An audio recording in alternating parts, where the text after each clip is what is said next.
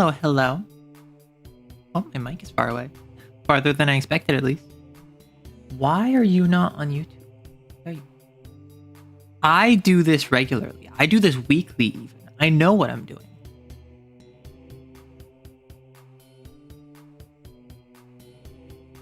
Okay, you can't make fun of me for the Bazin debate because everyone in my life already tells me, yeah, it's Bazin. How would you pronounce it anywhere else? Like, people I have known all my life, people with the same accent as me, people who speak the same way as me, say Bazin. I don't know why I was saying Bazin. It's truthfully an anomaly to not just you, but also me.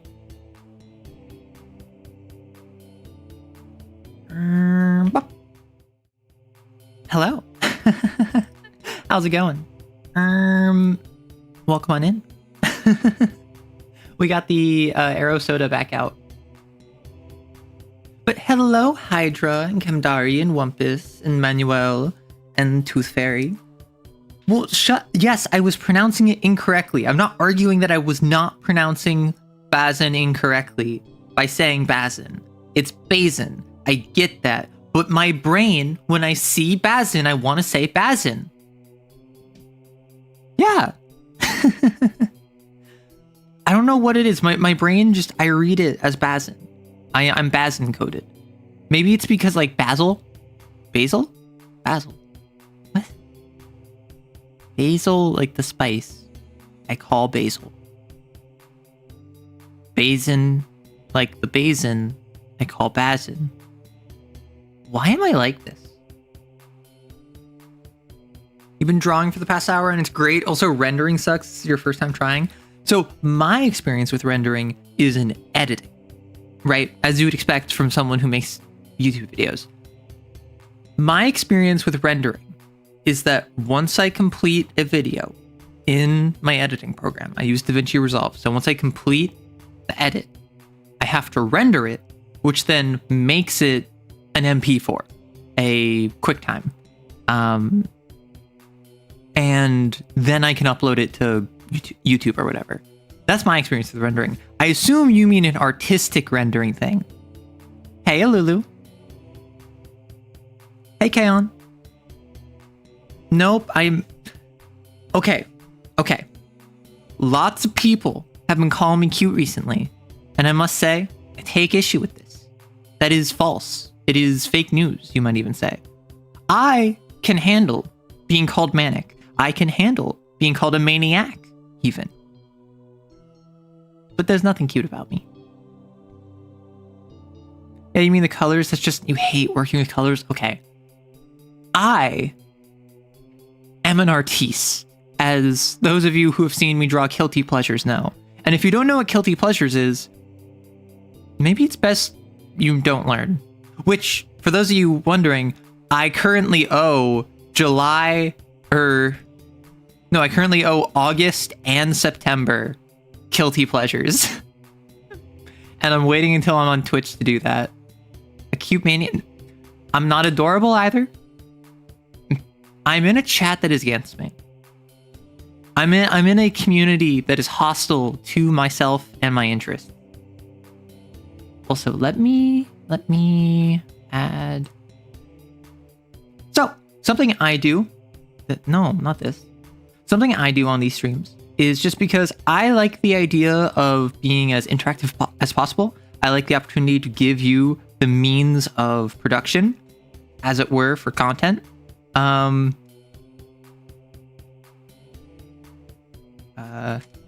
Ask me anything except what happened last Tuesday. I'm still not sure. No. I'm still not sure. Yes, I was sober. Okay. So there is a Q&A function on this live stream on YouTube chat where you are able to submit questions and then they'll go in a separate chat that I can check later in the stream. So what I like to do is that while we're chatting now about Bazin versus Bazin, how all of you are wrong for saying adorable or cute or whatever, you can drop questions you have that then I will address by the end of stream. I've heard it called like a parking lot in various organizations I've been a part of, but I just find it very useful. I find it very good. Oh, I forgot. I can do a thing. Wait a second. Can I do this thing? How did I do the thing? What the heck? Huh? I did a thing before, and now I don't know how to do it. My incompetence has betrayed me. Listen, I understand that you were always hostile to me. I am always hostile to myself and others. This is a community of hostility. However, the core tenet of this community is that there is only hostility where there is tolerance. This is a tolerant, hostile community. Can we get an arrow lemonade? Your tongue can't handle carbonation. I do love lemonade. It's too sugary. I don't drink soda. I'm very open about this. I have like cut soda out of my diet basically entirely, despite the fact I do enjoy soda. It's been years since I properly had one, and I'll still like want soda, but I go out of my way to avoid them because I understand they're, one, not healthy for me, and two, anytime I have a soda, I've been so long without them that I'm just like, this is not a drink. This is not a drink for me. This is like a syrup for me. Yo, just got here. Am I late for the insistent denial of...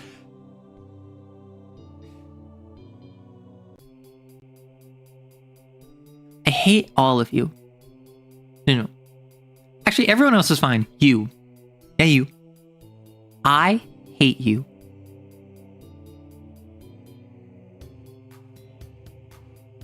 That's the closest you're gonna get to like GFE ASMR. It's literally just me telling you I hate you. Specifically you, in a parasocial way. I hate you. I've been trying to cut it because the caffeine, but also the caffeine. Okay. You could go the Teddy Roosevelt route, cut alcohol out of your diet.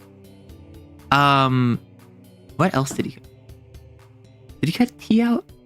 I don't know. Basically, he was a coffee fiend. Oh, he didn't smoke, he didn't drink. He only drank coffee, but he drank like multiple cups a day of coffee. So if you want to go that for coffee or tea, be my guest. Also, hey, Spectre. Okay. I don't think I've had proper sweet tea before, right?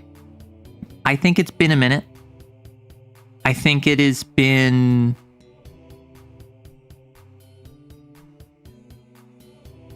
I don't think I've ever had like proper Southern sweet tea. Like I've had sweet tea, but not like the like sun tea, for instance. I haven't had that because I don't have much family in like the South. I have some family in Georgia. I have some family in Arizona. I have some family around the South, and I had a grandma in Texas growing up, but not very long. I can cut soda, but not the bottle. No, the reason that I keep this here is purely for branding. The fact someone had a dream. The lore behind this soda is that one of our community members, Stunov, had a dream where they saw Arrow soda in a store. And then I provided flavors of what they were, which is why this is lead flavored soda. Which, just gonna say real quick, if they can make lead flavored soda, lead is what made paint chips sweet so children would want to eat them, but is also super dangerous. So if it's lead flavored without any actual lead in it, it should be fine. Hey, Abby and Claret. Which mech is the prettiest and why is it Pegasus? I feel like, I mean, it's a try hard, but the morning cloak is kind of like unironically really pretty, right? Like, I'm not going to sit here and pretend like it's not. Like, I have eyes. It's a weeb. It's frilly. It is pathetic, but it's still like pretty, right? Coffee gives me a headache, so become a coffee hater. Now I'm constantly on the run from people. See, Manuel, I don't drink coffee. I have never drank coffee, and I don't plan to. My worst vice when it comes to like substances is that I will have like tea nightly. And even then, for the past like couple months, I have not been having nightly tea. I'll have tea like once or twice a week. And like, no, I shouldn't be having a cup of tea, a cuppa, I think they say across the pond, at like 11 p.m. or like midnight, particularly if it's caffeinated. But it's just like a nice ritual for me. It's like, hey, I'm being productive now. Let me make some tea. Calendula is low-key husband material? I can't comment on that. No, nothing happened last Tuesday. I actually don't know. If something actually happened last Tuesday, I was not involved. I don't know what happened. The reason that I said to ask me anything but what happened last Tuesday, I know all knowledge in the universe except what happened last Tuesday. You just know Morning Cloak is a regular at cosplay conventions? Okay, so for those of you who don't know, which I'd be a bit shocked if you don't, but the Morning Cloak, if I can open this, my apologies. The Morning Cloak looks like this, which is about the most weeb nonsense anime BS you can possibly have. Look at these like trailing coattails, this billowing series of what even are these? This is not like a cloak. Scarves? Sashes? Look at how it's holding the blade. Look at how it's like in this crouch position holding it back. Look at how it is throwing it back. I never noticed this. Why? Why is it about to make me act up? Wood? You know what? Ribbons, thank you. Never drink coffee, and when I tried it, it's really not your thing. Though caffeine has its hooks in me on and off, replacing most, if not all, soda with sparkling water. I can't deal with sparkling water. Wanna know why? It tastes bitter. I thought it was seltzer. I thought it was the brand seltzer. No. Sparkling water is bitter to me. And I don't know why. I get this like bitter aftertaste that just sticks in my mouth. I hate it. Wasn't familiar with Cloak's Aura Farm game. Okay, so we've talked a lot about the different mechs. We've anthropomorphized them. We've shipped them. We've given them personalities. We've given them traits. And I will say, in about 45 minutes, I do have another mech video coming out. So if we want, we can take a pause on stream to watch it and go over it. It's very silly. I am curious. Out of all of the mechs, what do you think is the next one?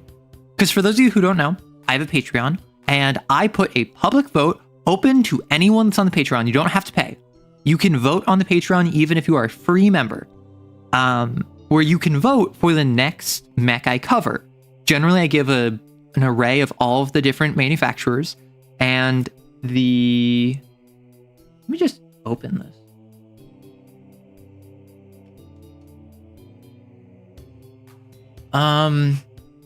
The previous round was defense themed, the Defender mechs.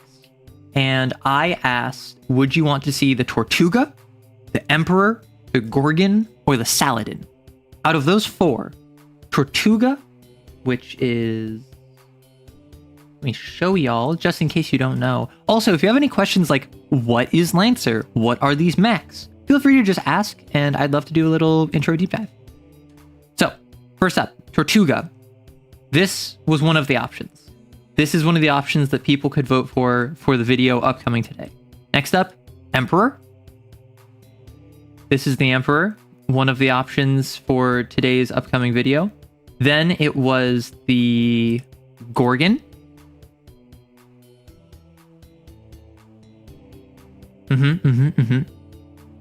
Very nice, very nice. And then it was the Saladin. And again, the theme of this round was defenders, people that could protect their team, because all of them have protective abilities. So, which of these do you think won the poll? And if you don't, and if you're not a part of the Patreon and you would like to be, you can find it here. What happens if two answers are tied? Generally, I'll just choose. However, actually, before I went on my little hiatus, because again, I went on hiatus throughout basically all of August and part of September because I was moving across the country. I moved from coast to coast of the US.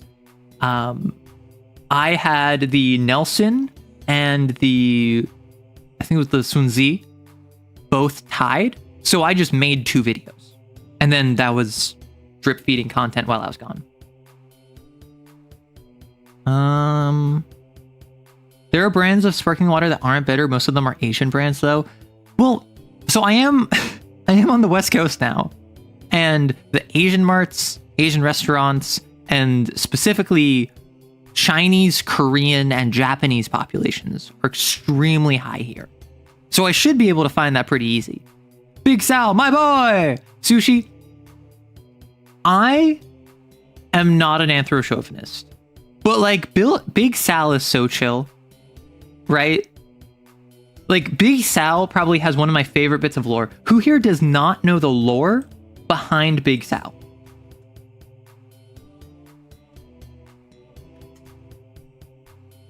Because the lore behind Big Sal, if I can pull this up.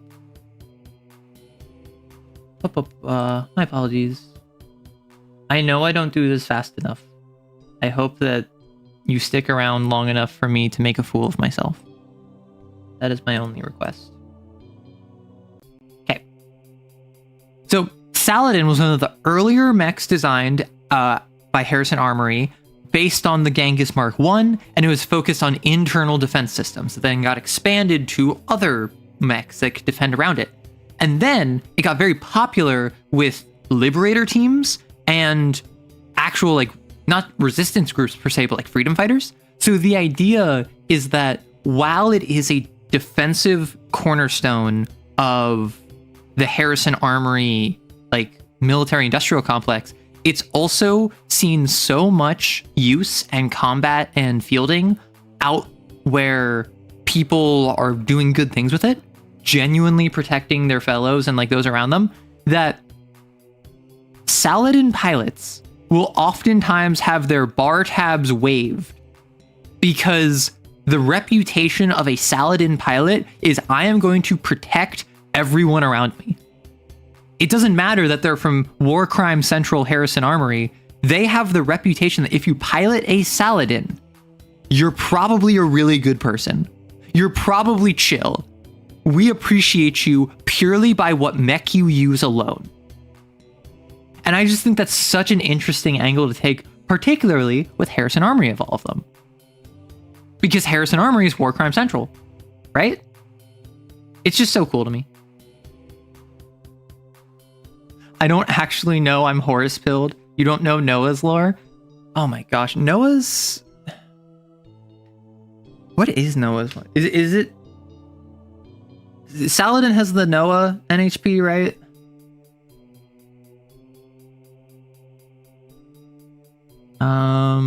You could use a refresher. Yeah. I love me some interesting lore bits. That is why when I made a homebrew frame, I made a homebrew frame called the Alexander, which was a Harrison Armory striker support.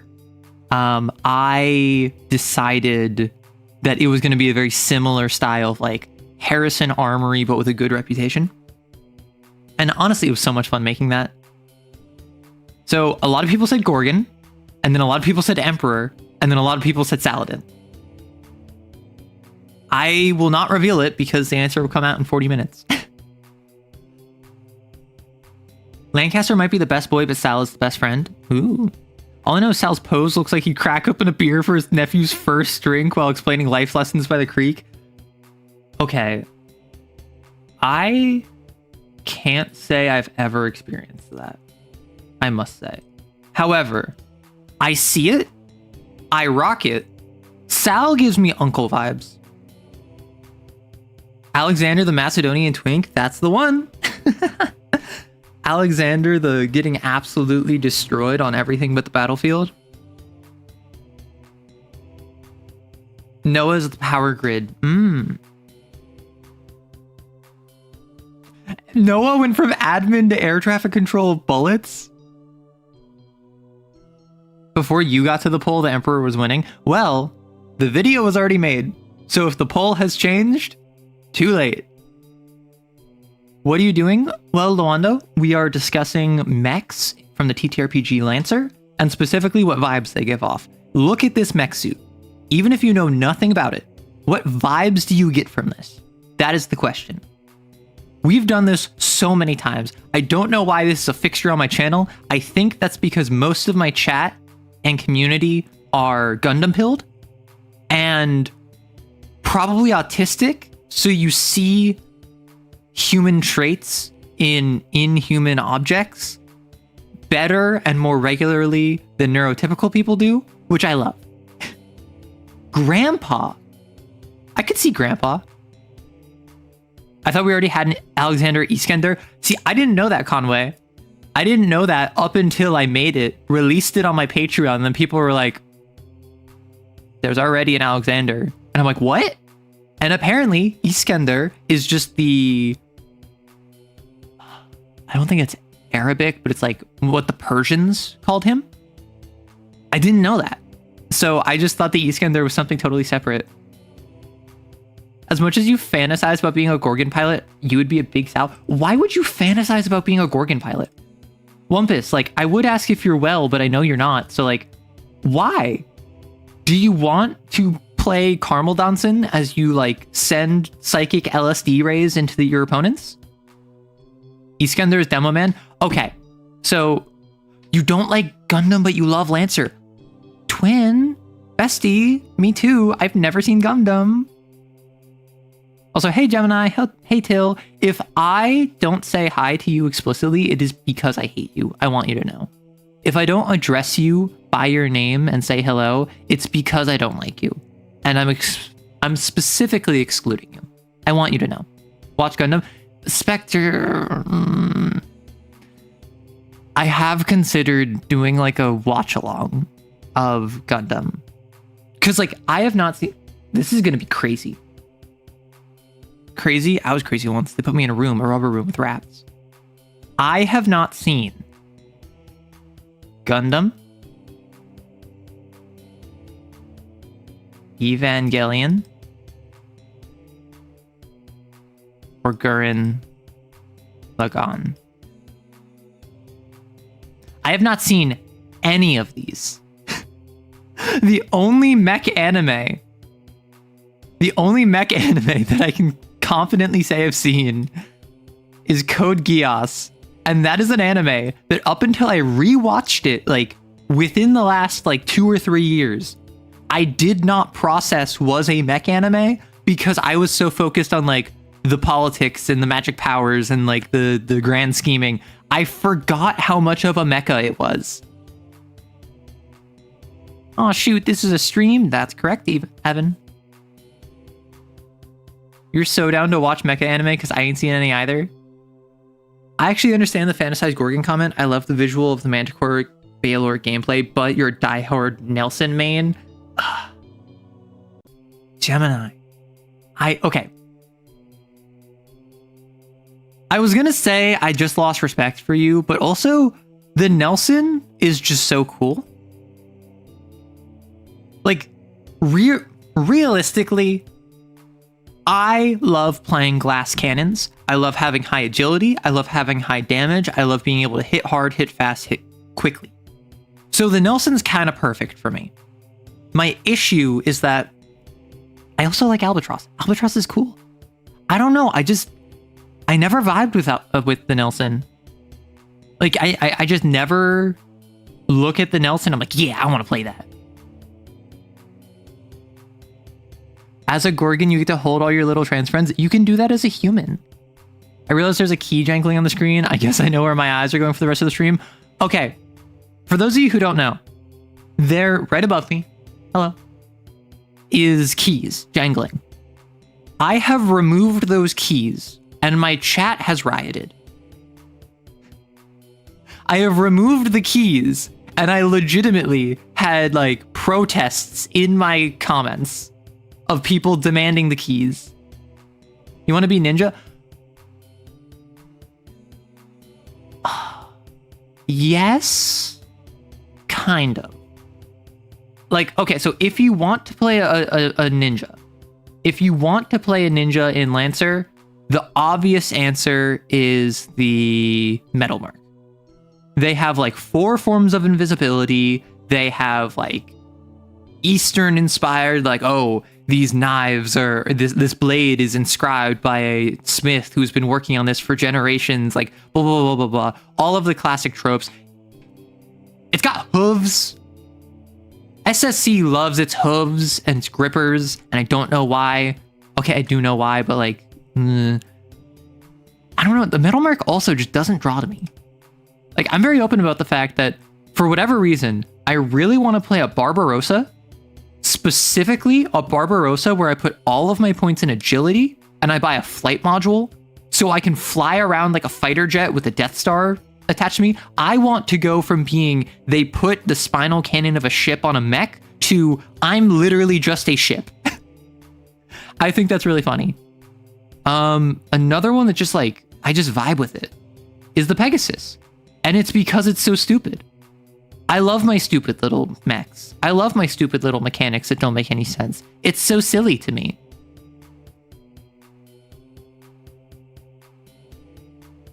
Remove the keys, I want to see. No. You should only remove the keys if you're going to replace them with something equally good. I mean, I have other things that I can have.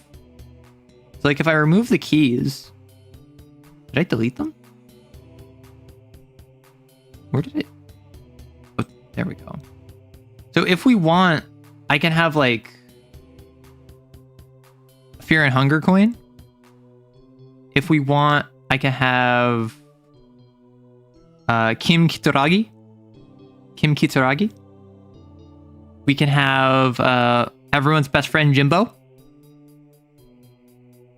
I mean, we can also just like go crazy if we really want. We can have like overstimulation. Like, I've done this before.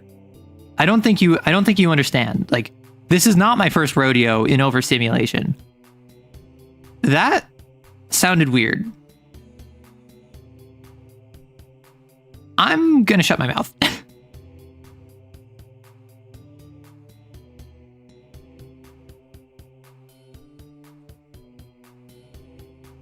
Okay, hear me out. Prospector, Ace Barbarossa, get on the point, grab a high threat weapon like a shotgun or threat 2 melee, and just claim the point now. Okay, so the Barbarossa is a gunboat.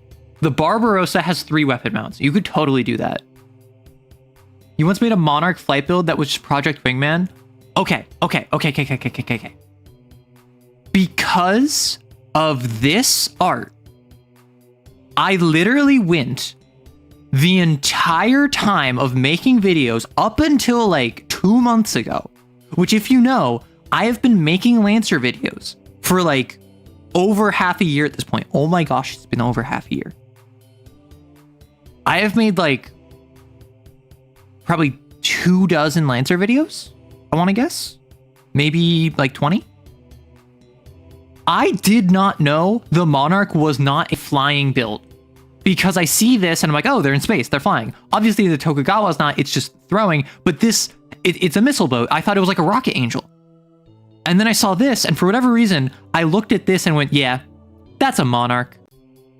Wait, I just realized Project Wingman, you're playing a Monarch. I see what you did there. Yes. Oh, it's so silly. Oh!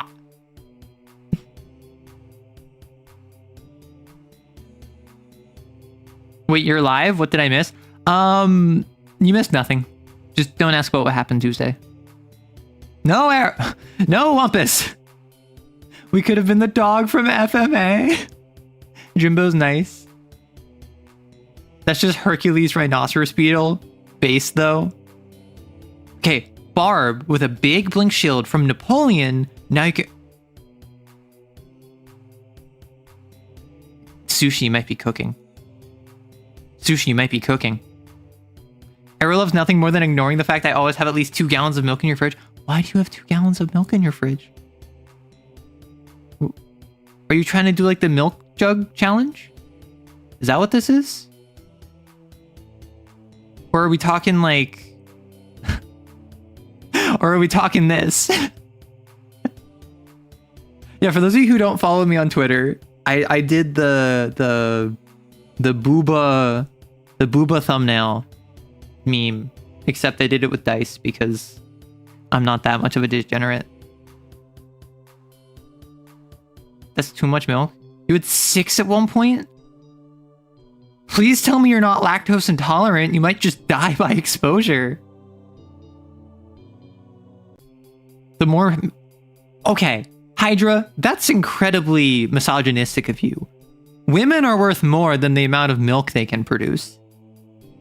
You ran Black Spot Targeting Lancer, Burst Launcher, Gandiva Missile, and all Theater Movement Suite. Oh, jeez. Help, you're in Arrowcord, but you don't see a Lancer channel? Am I missing a role? You should be able to see it. I changed the permissions so that it's... I think that they're just available. But I actually don't remember. Hey, I'm a man and I have plenty of milk. No. No. I'm not milking my community members. Stop asking me to. Stop presenting yourselves like prized cattle with bountiful gallons of udders and milk and heavy cream that I can procure and sell at an upscaled price. Stop it. Get some help. SCC has a good flight system. Hey, a pond. Hey, Jeffrey. You never asked to be milked? Listen, I could read between the lines. I knew what you were getting at. Don't tell me you weren't. Everyone won't milk the community. Utter disappointment. I need to add a lap. Please hold.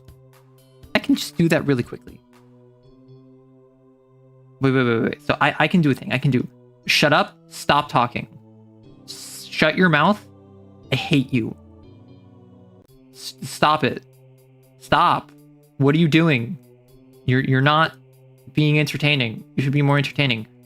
I have a laugh track that I really should have added. I should have added to my soundboard a while ago. And yet I just never did. I use it for editing. Laugh track.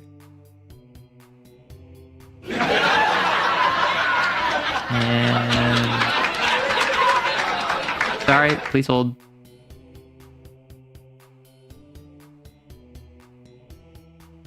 Now we do that. And then... I'm sorry. I'm sorry. I'm trying to be productive by not being productive. Get the Jax Films laugh button. Okay. I used to rock Jax Films, I'm not gonna lie. I used to love his content, and I have not watched him in like over a year. Arrow. It's a furry RPG where there's a class all about milking. Yeah, there's also a not safe for work 18 plus D&D supplement where all of the subs are support classes. Like, people go silly. Source visibility. That's not what I want. Is it? Oh, it is. Ha! Ha! I'm sorry. Please hold. Please hold. Now I should be able to... Is that like way too loud? You let me know. Okay, so now I have a laugh track that I really should have added a while ago. Also, my grandpa kept forgetting that he gave me milk, so he kept buying me gallons of milk. Got it. But no, I don't... Okay, listen. You don't have to have breasts to lactate. I understand that if you're like a platypus, which is a mammal, So it's closer than you might think. You can just sweat milk. We're inclusive here. We don't have to have antiquated means of providing sustenance to infants. We have the technology. It's a little louder than you are, but short enough it's good effect. Awesome. The gunfire is exploding manticores of people. I also built a Death's Head meme build that can, under optimal conditions, do 86 irreducible damage to a single target. No, Wumpus, I'm not going to witness you just because you have so much milk. LL6 Monarch. So LL6 Monarch 2, Tokugawa 1, Kid 1, Duskwing 1. Milk glands are just modified sweat glands. Well, yeah, and I think it was milk is blood, basically. Like function, like chemically, it's very similar to blood. Learned that from Hydra's Yaoi. Hydra's Yaoi is a wild thing to say. Like, imagine I'm going on a quest and I'm like, hey, I must slay the Hydra of Yaoi. Like, this sounds like an ancient Greek quest. Like, the Lunarian Hydra's gay younger brother, the Hydra of Yaoi. Lactose intolerance vampires be sweating. Who else has Uncle Comcon on a displacer just so you can fight your gun that is trying to cook you by sending your enemies to a location known as EBDB? In this court, milk is blood. Okay, unfortunately, milk is not an option. However, how many of you know about the law blasphemy from Cain? I made a whole short about it, so all of you better know. However, if you do, what word or words would you want to add to the word bank? Because the way that the law blasphemy works is what you do is you say, in this court, X is /R Y. And then there's a word bank of about 20 words where it's earth, fire, wind, water, heavy, light, rock, paper, knives, guns, rubber, like specific keywords. So you could say, in this court, rubber is paper. In this court, water is forbidden. In this court, blood is sharp. You can go crazy. Milk, rot, explode, finger, Lunarian, like the Hauski no Kuni. I want to add you and gay. You are gay.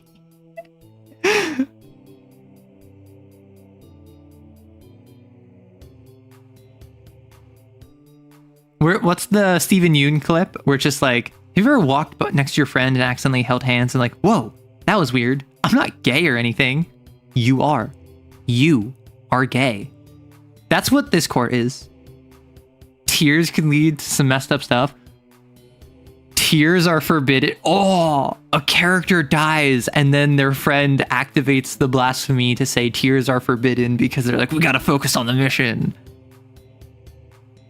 Okay, Noel, rot is pretty good, I gotta say.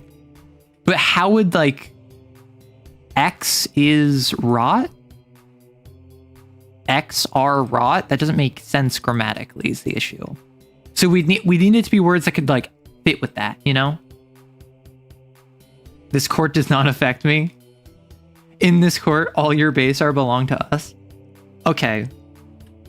That is a deep old cut. You have doxed yourself, I'm sorry. Blinking is R forbidden. Bones are shortbread. I want to add trans people invalid, but that's already how it is, so you don't need to change the reality to that. Like, Spectre, that's just how it is. You don't need to change reality when it's already reality. In this court, positively charged ions are repelled. Rot is forbidden. Oh. Rotten would be a good way to get around that. Because it'd be like, blood is rotten. Ugh. Ugh. Now I just imagine like curdled. Blood is curdled. Oh, rot is forbidden, yeah. In this court, straight is forbidden. Only Yuri. No. There would also be Yaoi. And there would also be QPRs, which does not fall under Yuri or Yaoi. Maybe decay? No, because like earth is decay, water are decay, doesn't make sense. Blood is old. Oh, okay. I already told the story, but fun fact, I went to the library and I was looking for some books, as you do at your local library. And like they had a selection. I wasn't finding anything. So I go over to the manga section. Manga/comics. Because I've been wanting to get into more manga recently.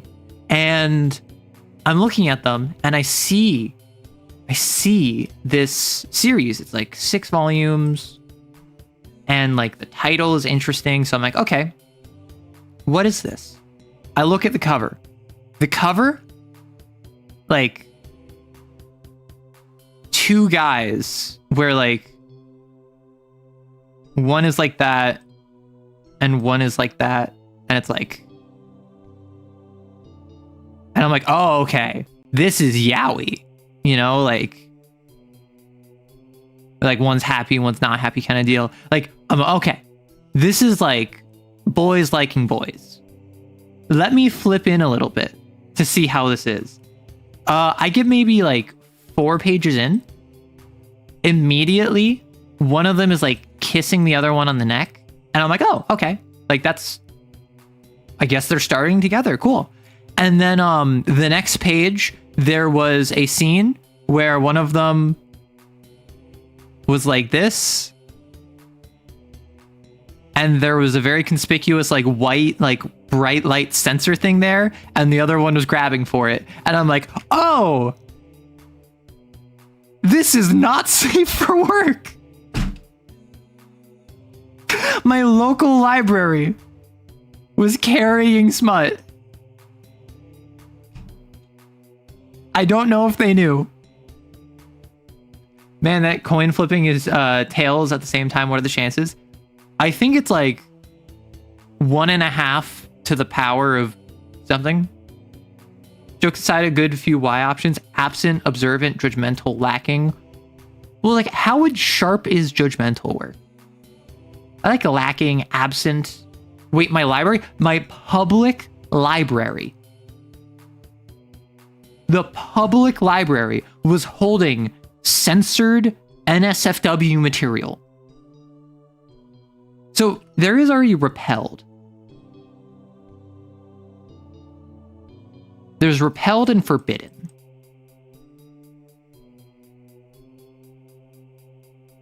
Book is NSFW. Okay, you should know this by now. I use the term NSFW and like 18 plus just as a catch-all generally for like that kind of stuff that I can't really talk about on YouTube. Honestly, and I don't know how many of you know this. I don't curse basically ever. I don't curse basically ever. And that's something where multiple people have been like, yeah, YouTube gets good. And I'm just like, no, that's just how I am. I used to curse, but then I stopped back when I was like a teenager because I'm just like, I want to not curse so that when I do curse, it has meaning and impact. And I would say that I curse probably like under 10 times a year. Like I probably curse like less than once a month. In this course, Arrow is cursing. Wouldn't it be Arrow's cursed? Sentient would be a fun option. Oh no. Oh no. Blood is sentient. Is there fake in this court, tops or bottoms? Hentai is everywhere. Oh no. If we're trying to go with a surreal with the court, you can do some cool things with like Earth is judgmental. It gets Alice in Wonderlandy. Ooh. I curse 10 times. See, that's the thing. I don't even, like, legitimately. So, like, I'll say, like, heck, right? I will unironically say, like, gosh darn it. Like, anything more severe than that. Like, unless I'm directly quoting something, I'm really not going to say it. Like, if I'm reading a quote and they curse, I will just read the curse because I have the ability to. I am a legal adult. However, that's just not really my MO. My blood would be so cool, which would suck because it would be cooler than me. True. So is every cell sentient or just the blood altogether? I think it would kind of be like blood snakes. Right? Like the blood would form into like snakes, tendrils, creatures of like flow. In Discord, blood is fuel. Oh my gosh.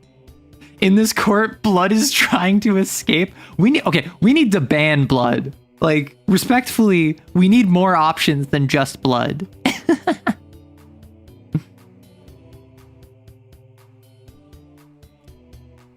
Oh gosh.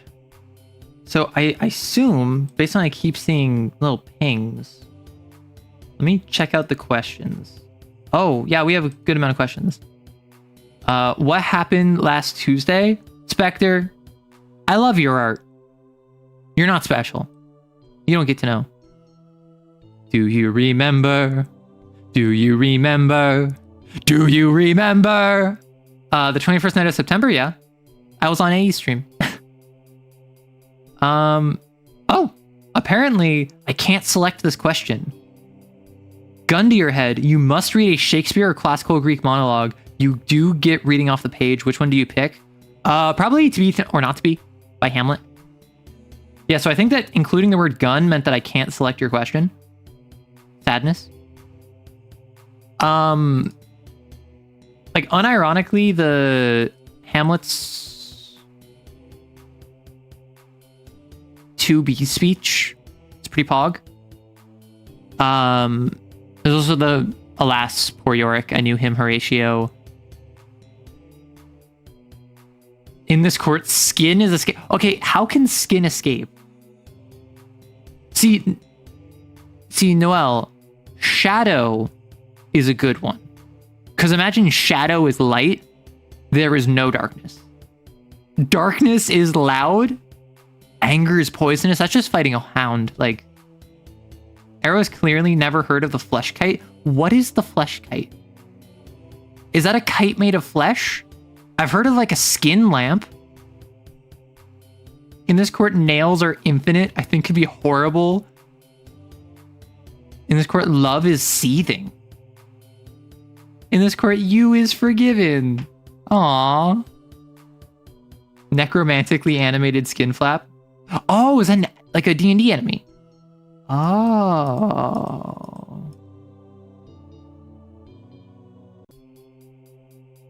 So that's the thing, right? The question that I got asked of me is Shakespeare or classical Greek monologue. Like,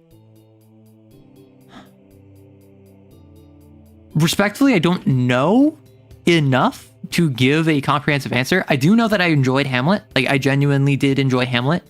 And so, like, To Be or Not to Be, it is probably the most famous of Hamlet that I would be totally down for. Greek tragedies, I'm trying to think. Because, like, what comes to mind is, like, Oedipus, which, no thank you. I mean, it could be, like, King Creon talking to Oedipus, but that's not really, like, a one-person monologue. Or, well, I guess all monologues are one person, because the point of... Did you know? A monologue is when you're speaking to an audience. Like, in universe, so to speak. And then a soliloquy?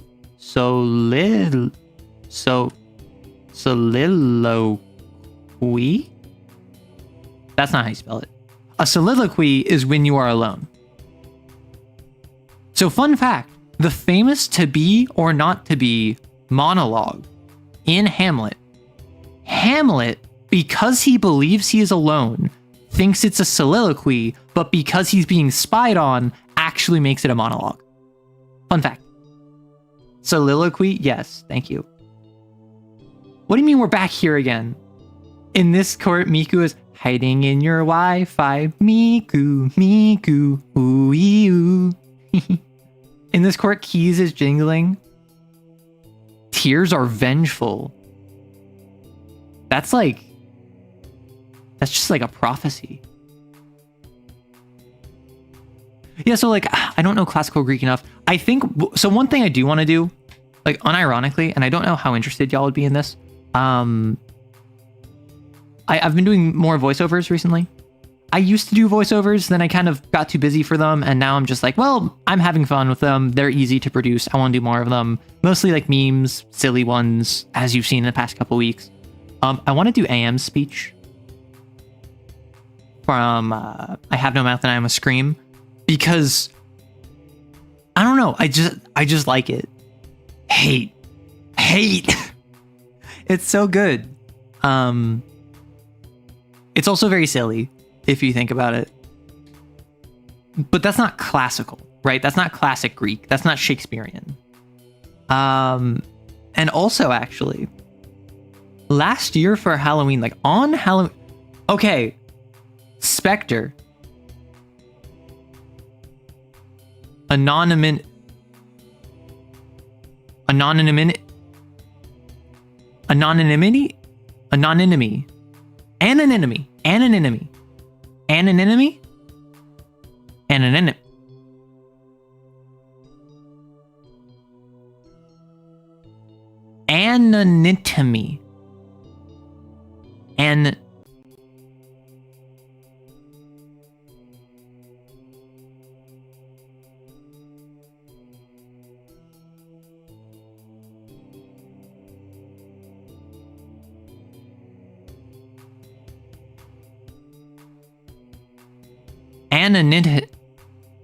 Okay, I hate you. Next question. Bait used to be believable. Local Eidolon explains how hatred let them escape the cycles of cascading. Listen, unironically, AM, cat 7 centipede. Straight up. In this court, guilty are dead. Followed up by another, in this court, you are guilty. Question, where can I find this court thingy on Kane? So on itch, Games for Freaks issue 1. There is a free supplement for Malagas Magna Gothica as well as Kane that goes over the virtues, and with the virtues, they have special blasphemies that you can access, which allow you to do special things. So justice, the law blasphemy, is the in this court X is Y, A is B, so on and so forth. Like, Spectre, you can't bully me this way. No, I'm not playing it up for a bit.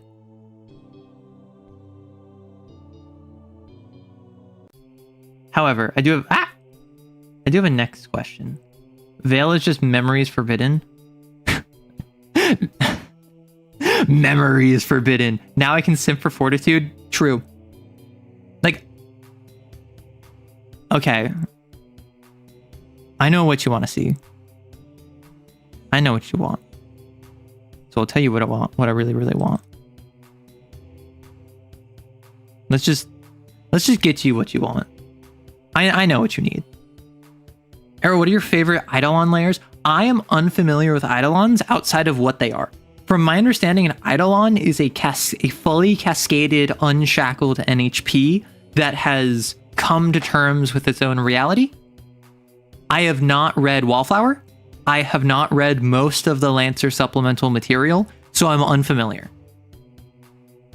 All I know is that, like, what an Eidolon is, and that they have stuff that is like of significance to them. I think one of them was a fight in one of the modules, or like one of the supplemental books, and it was like a 3-stage fight that you had to like do multi-layered like responses and tactics to figure out what its strengths were and what its weaknesses were that you could respond to. But I'm not super familiar. What do you mean caught in 4K? Oh, that one. Important question. Where can I share silly arrow clips? Because the breakdown from Spectre's comment. No, Gemini. That... Anonymity. Anonymity. Yeah, it's anonymity, right? In this court, choices are lies. In this court, anonymity is dumb. I'd rather have to say Worcestershire sauce.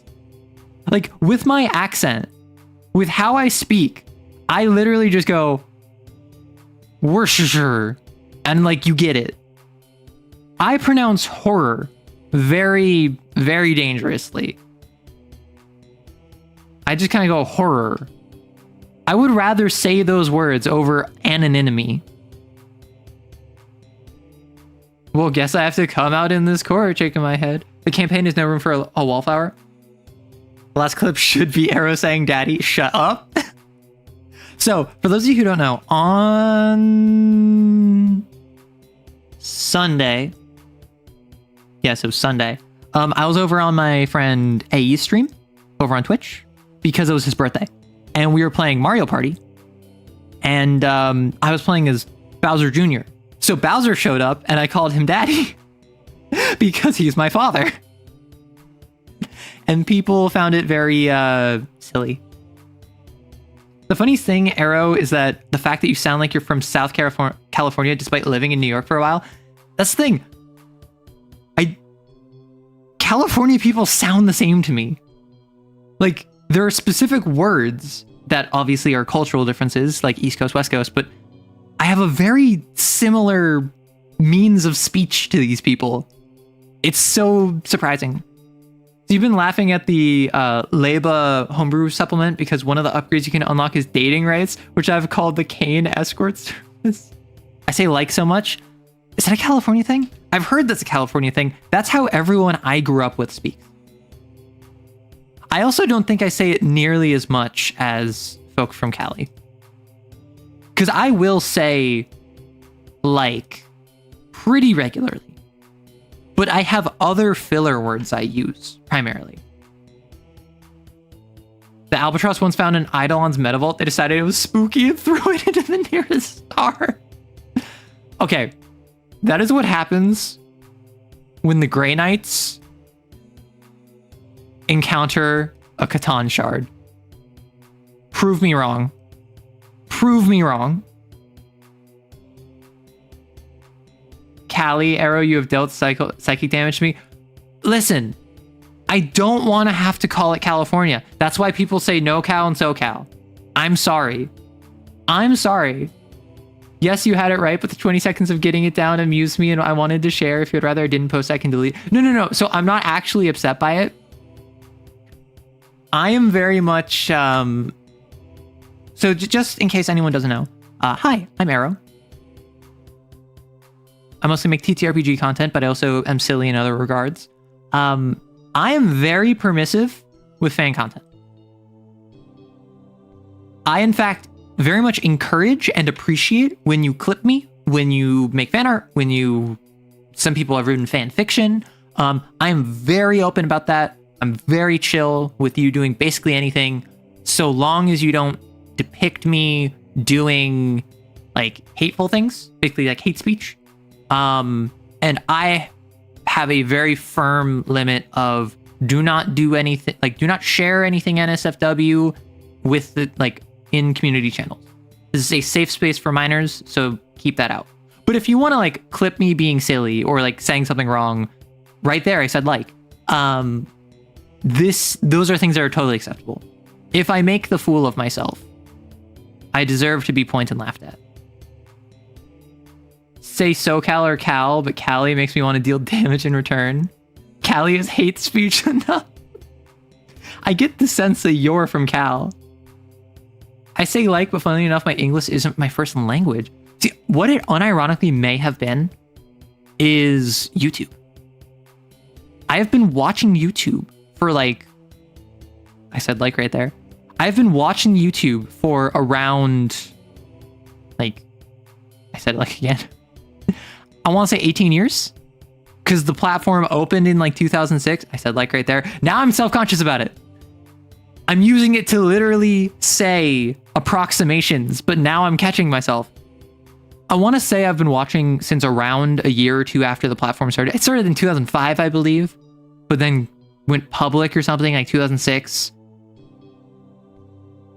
YouTube has the California accent. Exactly.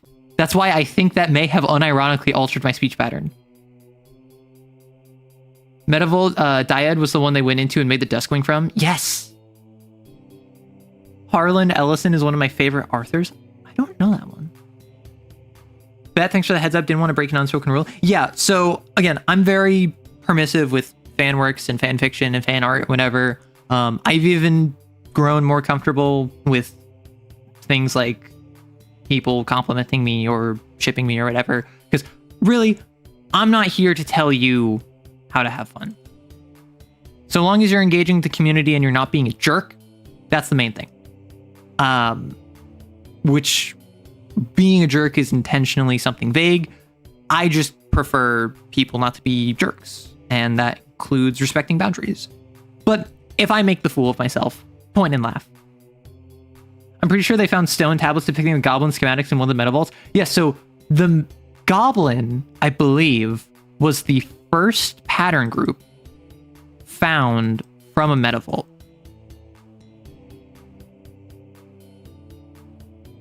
In this see, you'd need to do that for me to be cute. Wanna know why? Because that is antithetical to reality. Also, speaking of, what am I talking about? Not speaking of antithetical to reality.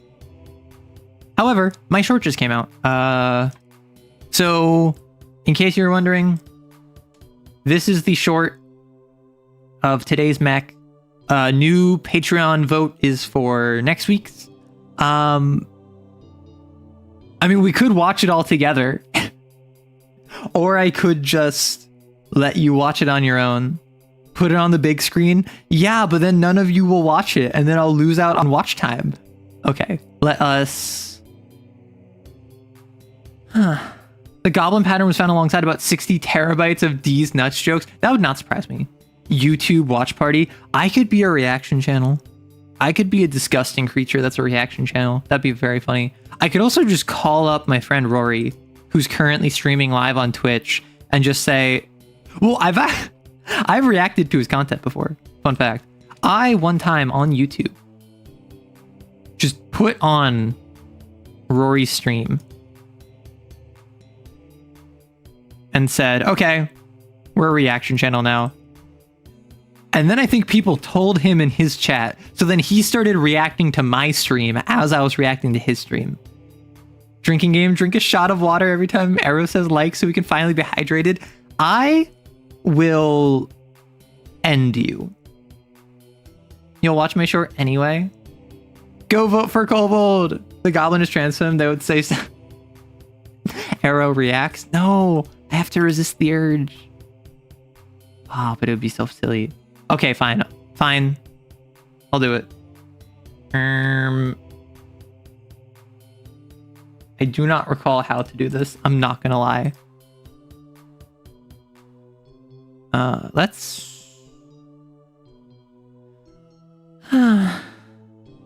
us grab... What the heck?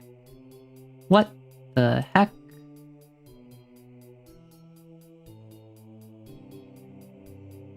Why is it not showing? Oh, there it is.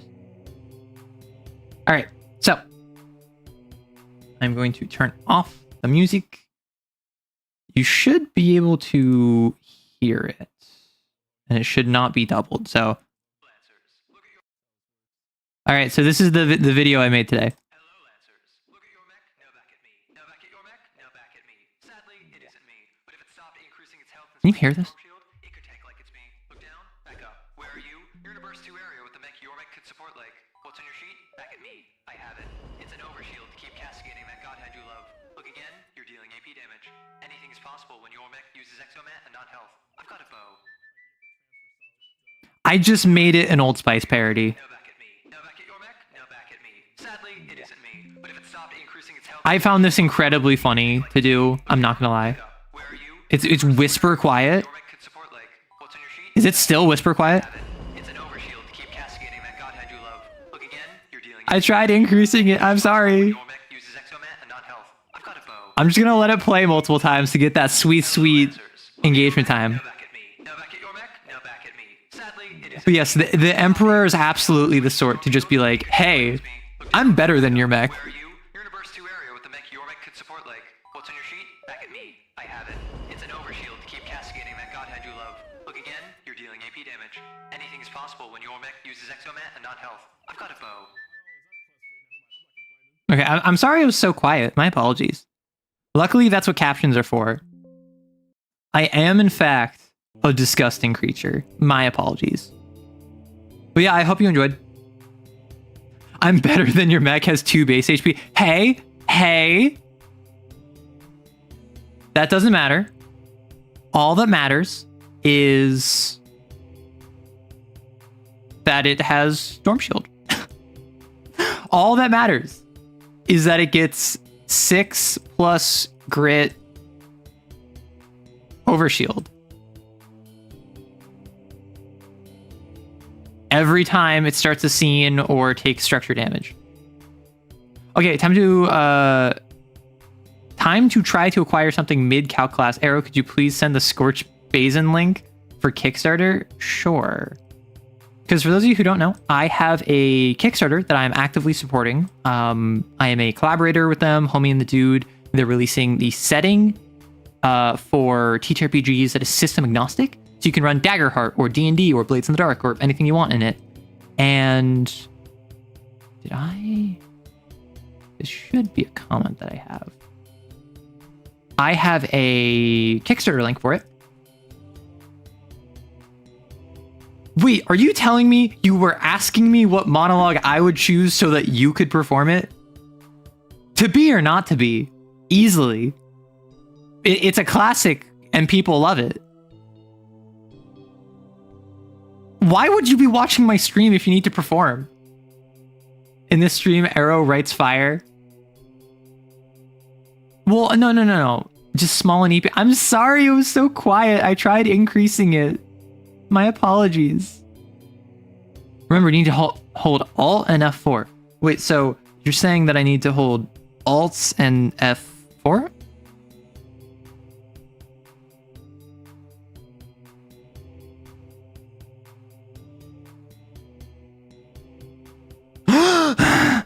How would you do that to me?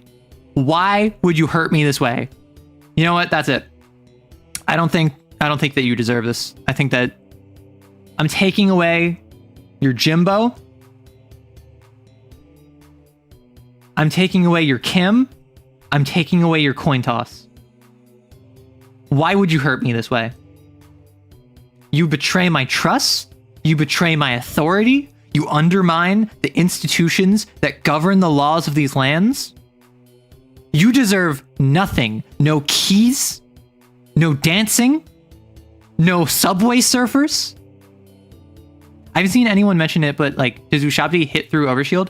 So Ushabti does 1 damage. Think of Overshield. My understanding of Overshield is temp HP from D&D. So yes, I deal 1 damage to you, but you're not reducing that damage with Overshield. Overshield takes the hit. Like, it's not like armor, it's not damage reduction. It is health on top of your normal health. In this law, Jimbo is repulsed. Also, White Witch retort loop I described as something so awful that they could shutter the entire platform. I too enjoy holding my ult. She's currently eeping the bedroom while I game in the office. Aww, you're with an alt girl? That's cute. We must cast out the one who led to the stimulus world. Temporary health? Yes, so in D&D, I might be, let's say I am a level 1 character who has 12 HP. Sometimes I'll have a spell or a feature that will say, I'll heal you for 1d6. But if I'm at 12 out of 12 hit points, I can't heal anymore. But a different spell or ability might say, hey, you get 4 temporary hit points.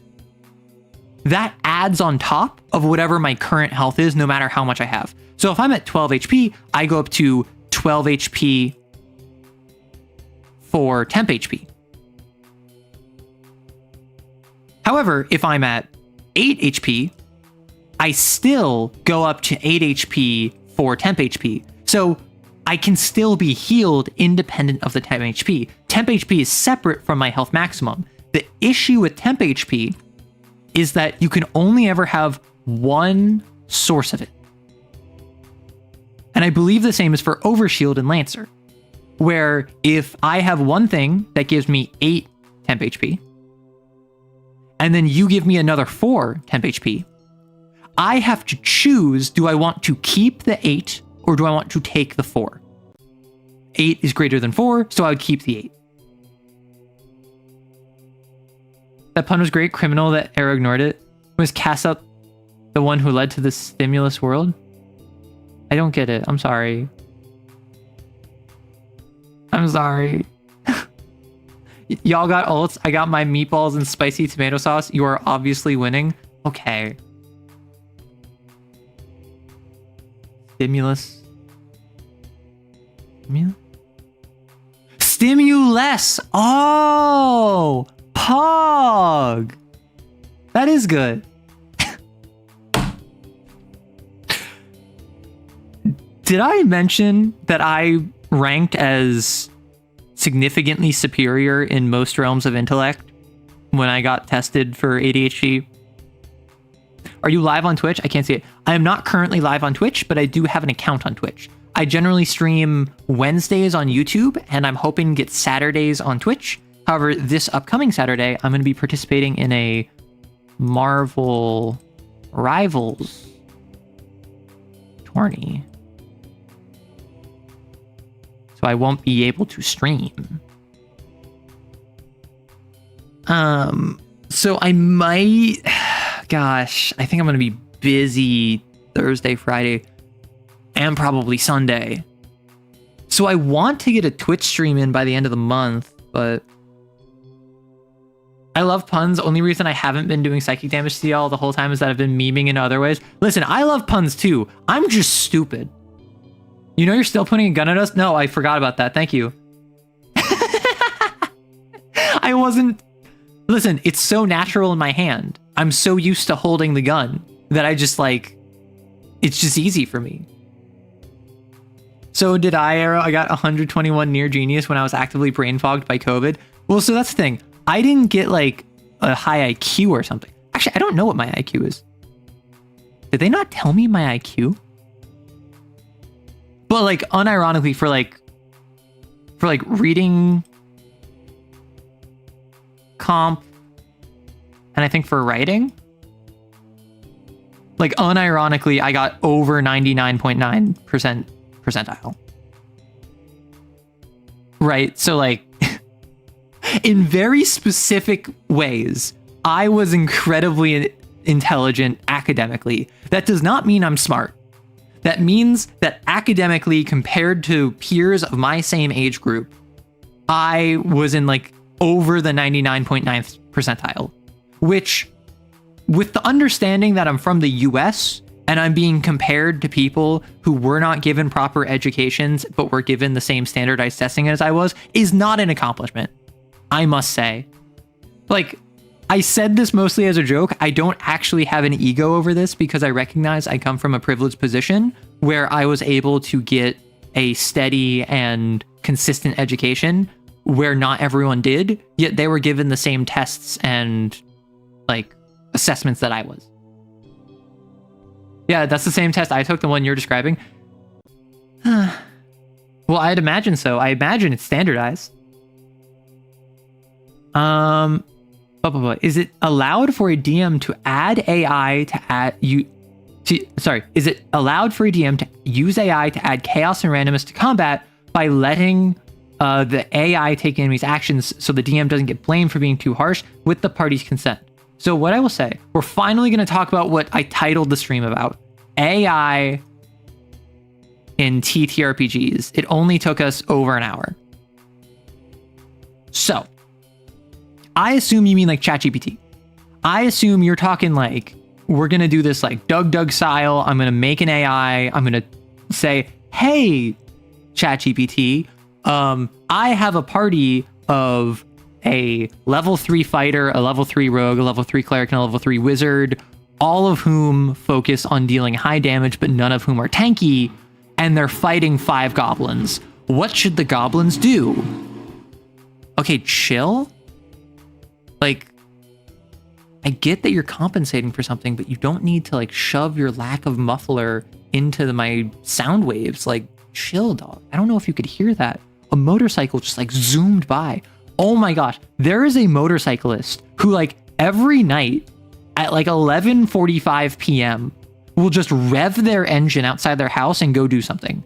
Like every night between 11:30 and midnight, they get on their motorcycle, turn on their engine. It is loud and echoey in the streets. And then they'll zoom off to whatever they're going to do at like 11:45 at night. My guess is that they're like an illicit courier of some sort of like service, but they could just be like someone who enjoys night rides for all I know. But I find it very funny. That's what they get to all the sped kids. Yeah, I think it was like a special education, like learning disability assessment. And I took it like really recently. I took it really recently because I was looking into ADHD assessment. I was looking into an ADHD assessment, and part of that was a learning disability thing. And I talked about this last stream where they said, no, we don't think you have ADHD because you don't have a learning disability. And I'm like, okay.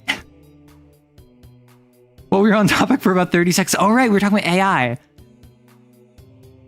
I mean, reasonably ignoring Overshield would be kind of stupid because that's the main gimmick of Emperor, but on the other hand, it would be funny if it specifically bypassed it. Naturally holding gun? American? Yeah, I am from America. 11:30 p.m. Wait, are you in Asia? No. So not right now. That is not right now. What I'm talking about is like in 11 hours from now, there will be a motorcyclist who will get on their motorcycle, rev their engine, and then drive off like 10 minutes later. Right now, it's like noon for me because I'm on the west coast of the US. Femboy Hooters or night rides. Also, I now have a full gallon of water. Thanks, I'm doing my part. Have I been saying like? Have I been saying? I didn't even notice. Maybe I am from California. Maybe I am a native. The irreparable damage that YouTube has had on my lexicon and means of speaking. Society. Anyway, I always thought was my big thing. Like in editing, so you don't understand. In editing, by AI, I was going to talk about you for a second, but bye. In editing, I am conscious of how I speak, explicitly because I will watch the same clip of me over and over for like an hour at a time. Sometimes more if it's a longer clip. So I've gotten pretty good about picking up on the things that I default to when I'm trying to use filler words or add time to myself or consider. I tend to use a lot of transitory words. I tend to use a lot of transitions. I tend to use a lot of verbosity, but that's just kind of my way of speech. I tend to be someone that uses a very like $5 word lexicon for really no reason other than I know the words and it helps with the rhythm and the flow of my sentence structure. But you may have noticed that I kept saying, I tend to, I think, I feel, which I've had criticized. Like I've had like an editor who I was working with for writing criticize that, and not me specifically, but just like people he was working with, but also was like, I was involved in that, where that decreases your authority. So like that wasn't a specific critique of me specifically. That was just something they were critiquing of the clients they were working with or the people they were working with. And I recognized I felt into that, where I went out of my way to start saying I tend to, I think, I feel more, because I have found that makes less conflict when I disagree with people. If I tell you, I think you're wrong, you are less likely to be upset than if I say you are wrong, right? If I say, you are incorrect about this, you're doing the wrong thing, that is different vibes-wise than saying, I feel like you're doing this the wrong way and that it's incorrect. It softens the blow, which is something I had to learn how to do. And now I think I said right there, I think. And now I overcompensate, I feel. I'm not doing that again. I feel I need to wash off the British now. You can resolve the calamity that resides within your memories. I am not denigrating your lexicon, simply pontificating on remarks and reflections you have made over your own vernacular. Yeah, take out the different words that you're using. Call it the ship of thesaurus. Dyslexia Pog? I don't have dyslexia as far as I'm aware. Like, now I'm self-conscious. I have not been tested for dyslexia, but given my reading comprehension, I assume I don't. Transitory, yeah. Welcome to the Hotel California. There's some fun words that just don't get used. Have you ever used the word kerfluffle?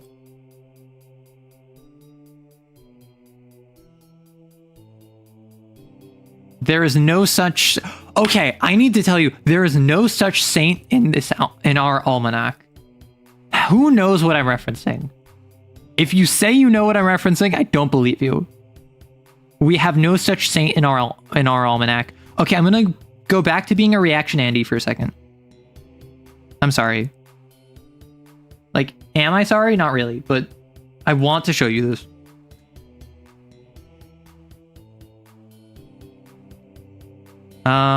My apologies. So let's grab you. We are going to you. So this should be louder.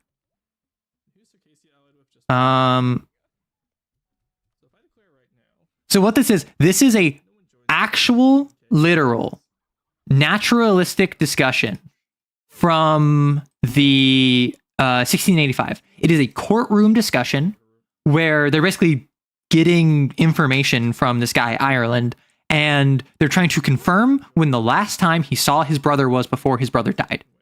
And I'm going to turn this up a bit just in case. Ignatius' Day was on a Wednesday. What day of the month is St. Ignatius' Day? It's either the last day of July or the first. So this is a reading. Look on your almanac if you have any one of that year, Mr. Attorney. We have no such saint in our almanac. It was, this is a reading of actual recorded dialogue of a natural conversation from 1685. A Saturday, Lord Peter. St. Ignatius' Day is always the last day of July, my lord. In this almanac, another saint is... They're checking the dates because they're referencing when it was based on saints. And in my almanac... And all of their almanacs have different saints on the same day because they're all from different regions and different cultures and different backgrounds. However, I do love the fact... St. Ignatius' Day is always the last day of July, my lord. In this almanac, another saint is Justal de Moat, and that is Bishop Chairman. And in my almanac, there it is Justal them both out. So one of them is like, yeah, St. Ignatius, his day was the final day of July. Actually, it's this guy from Germany. Actually, it's this other guy. But when he says it was the last day of July or the 1st of August. Last day of July or the 1st of August. Look on your almanac if you have... Yeah, check it. Make sure that that's right. Mr. Attorney, we have no such saint in our almanac. Just called him a liar in the most polite way. I'm sorry. I just find that very silly. I find it very funny. I wanted to share, and I couldn't see chat while I was doing that, so I hope that you could actually hear that.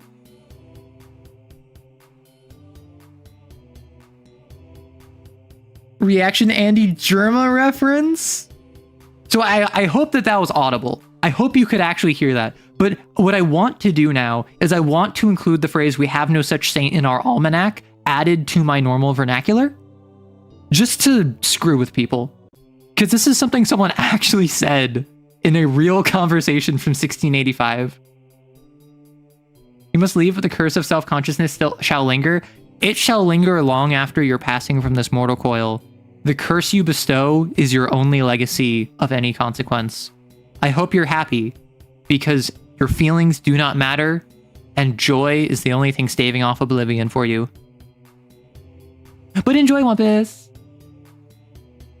Usually people just use it for naming babies. Is the entire thing just in my almanac? Okay, but in my almanac. No, so that's not the entire thing. Basically, the consideration is like, Mr. Ireland, where did you take leave of your brother, Mr. Ireland, who was executed in the summer 7 years ago? And then he said, I'm just gonna mute it because I don't want to like steal this guy's content. Simon Roper, I'm unfamiliar with the channel, but has apparently made multiple bits of content about old school speech and how apparently the British vernacular of the 17th century sounded kind of Irish, which is why in the reading it sounds like that. So I took my leave of him in the beginning of August. Let me just...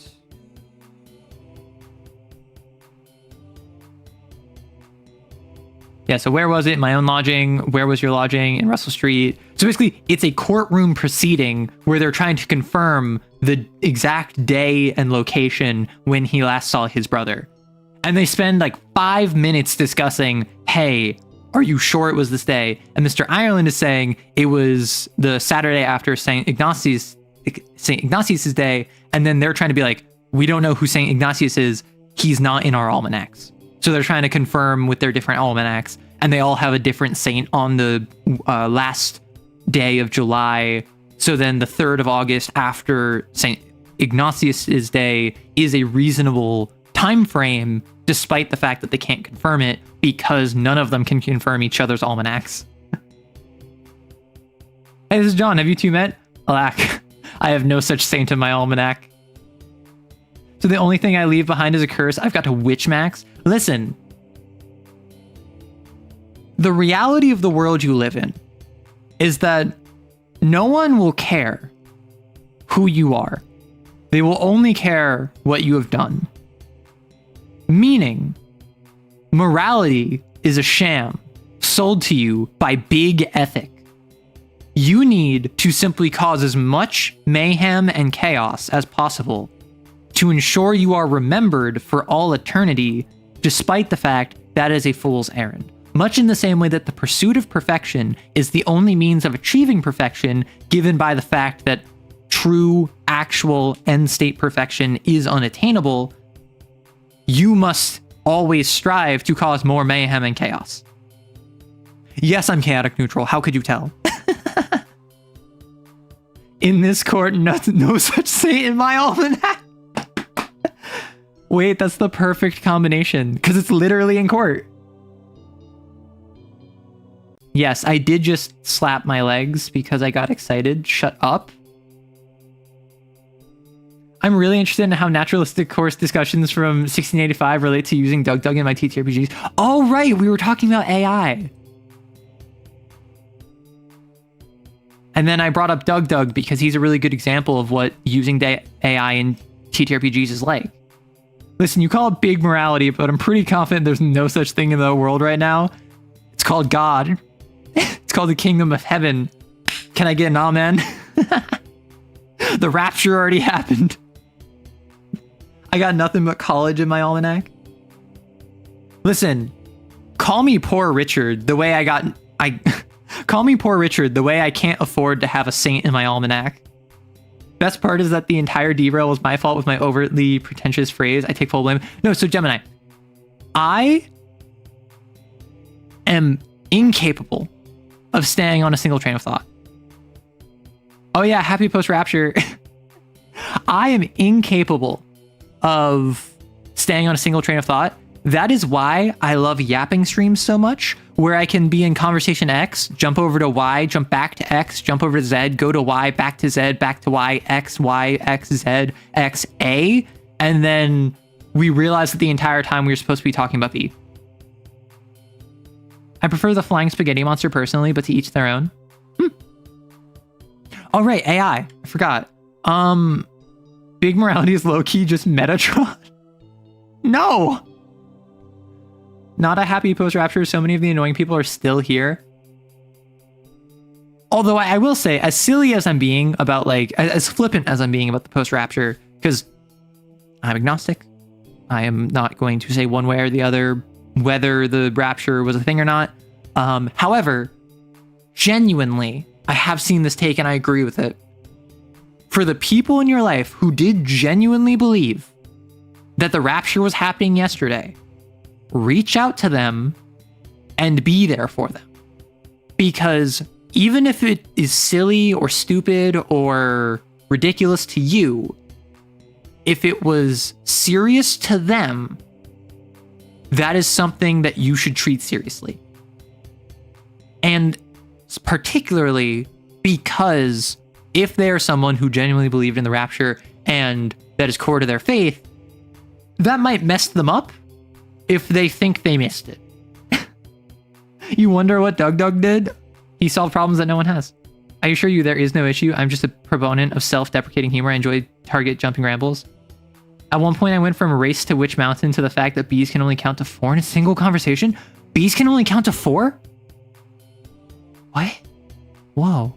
AI. So Doug. The reason I bring up Doug, one of my favorite streamers, very pro AI, has become less pro AI over time, has kind of distanced himself from being pro AI as he's grown more disillusioned with it over time, but is still optimistic and more optimistic than most content creators I know.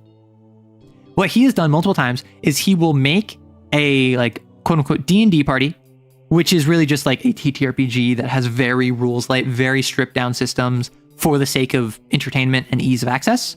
And he will take 3 different AIs. He will give them each a personality. He will generally build the personality with Twitch chat. And then he will run them through a game where it's like, hey, you have to, you encounter an alchemist who needs ingredients for their potion, but the potion needs honey from bees in a nearby like beehive. So the AIs have to figure out how to get honey from a beehive and return it to the alchemist in order to continue forward. Honestly, it's pretty fun. I'm not gonna lie. However, this is not what I wanted to talk about today. This is what the question was, basically. So Lulu asked, using an AI to add chaos and randomness to your TTRPG game. And my hot take, which I think a lot of people are going to disagree with, my hot take is if the group is having fun, go for it. Personally, I don't plan on ever using AI in my game, at least generative AI in its current form, in the next few years, while AI is still in this like weird liminal space. Maybe in like 15 years, once AI has been settled and policy and it's become sustainable and it's like the way it interacts with creatives and artists and that all like gets finalized, I might be more willing to interact with it. But right now, I personally am not going to use AI in my games. One of the reasons I'm so supportive of the Scorched Basin, the Kickstarter that I'm supporting, is because they're very upfront about the fact like, yeah, all of this is human made. We didn't use any AI. Like, I don't think that is something that made me go from being apprehensive about the project to supporting it, but that is like a feather in their cap, so to speak, because I respect that. I support that. But I also think that if it's your private game with you and your friends, and you and your friends want to incorporate AI into your TTRPG game, I'm not going to tell you how to have fun, right?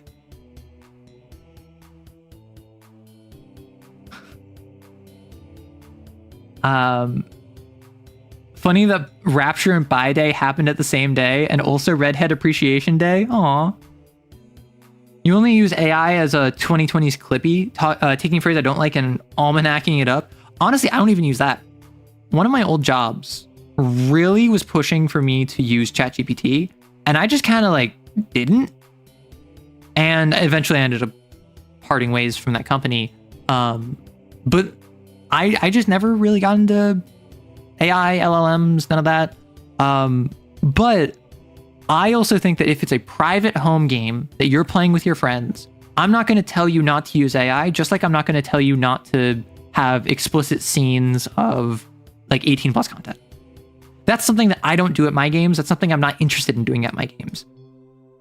But if everyone there is having fun and is above the age where they're allowed to do that sort of thing, I'm not going to yuck your yum, so to speak.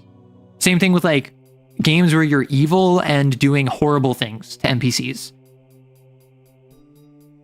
Depending on the game, I might be able to lean into that. Like I'm playing a Vampire the Masquerade game where I'm playing a Zamitzi in the Sabbat. So my character's evil and I've done some pretty bad things, but generally I don't go too in depth into it.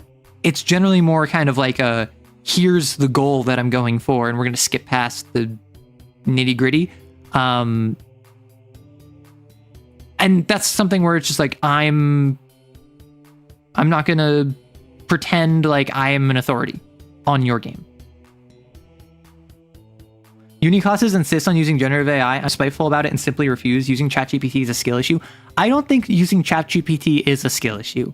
I think relying on it over your own ability to have critical thinking is a skill issue. And that's kind of where I wanted to go with the AI conversation is I had someone ask a question.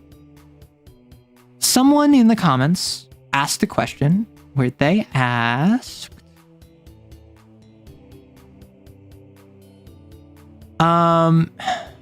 wait, this is not the right one. Sorry. Where is it? There we go. Okay. It was the same commenter, which is why I got confused. What do I think of the AI-assisted TTRPG called Daughters of LAM? It comes from a small studio who made a free RPG, mostly using AI and art, one of the more expensive parts of Big Book, and has made interesting videos using AI to make songs from perspectives of various characters and a mascot doing monthly updates. So I was like, I don't know what Project LAM is, or Daughters of LAM is. So what I did is I looked them up, and I'm not gonna lie, I could not tell it was AI at first. If I had not been told that it was AI, I would not have thought it was AI. First off, which I think is an important thing to note. It's not like this is a slop project that looks like trash. It actually looks like a real, genuine TTRPG product that involved AI in the use of our assets, which I disagree with. I'm critical of. I'm not going to go into the whole context surrounding why I am critical of AI, because that is a conversation that so many other people have had, and I can't really add as an authority to it.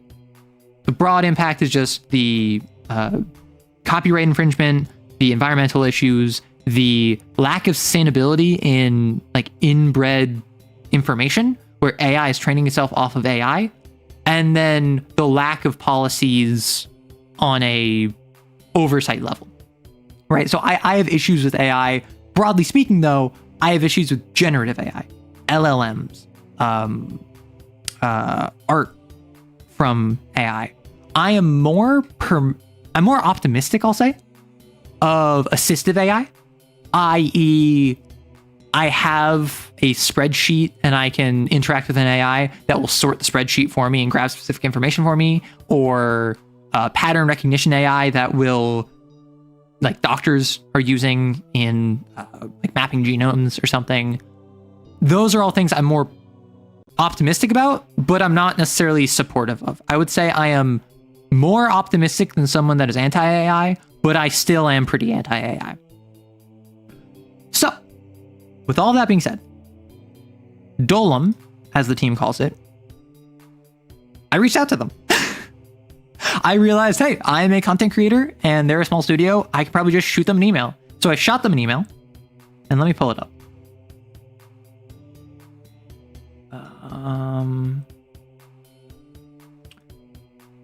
So I shot them an email and said, I'll probably just screen share this.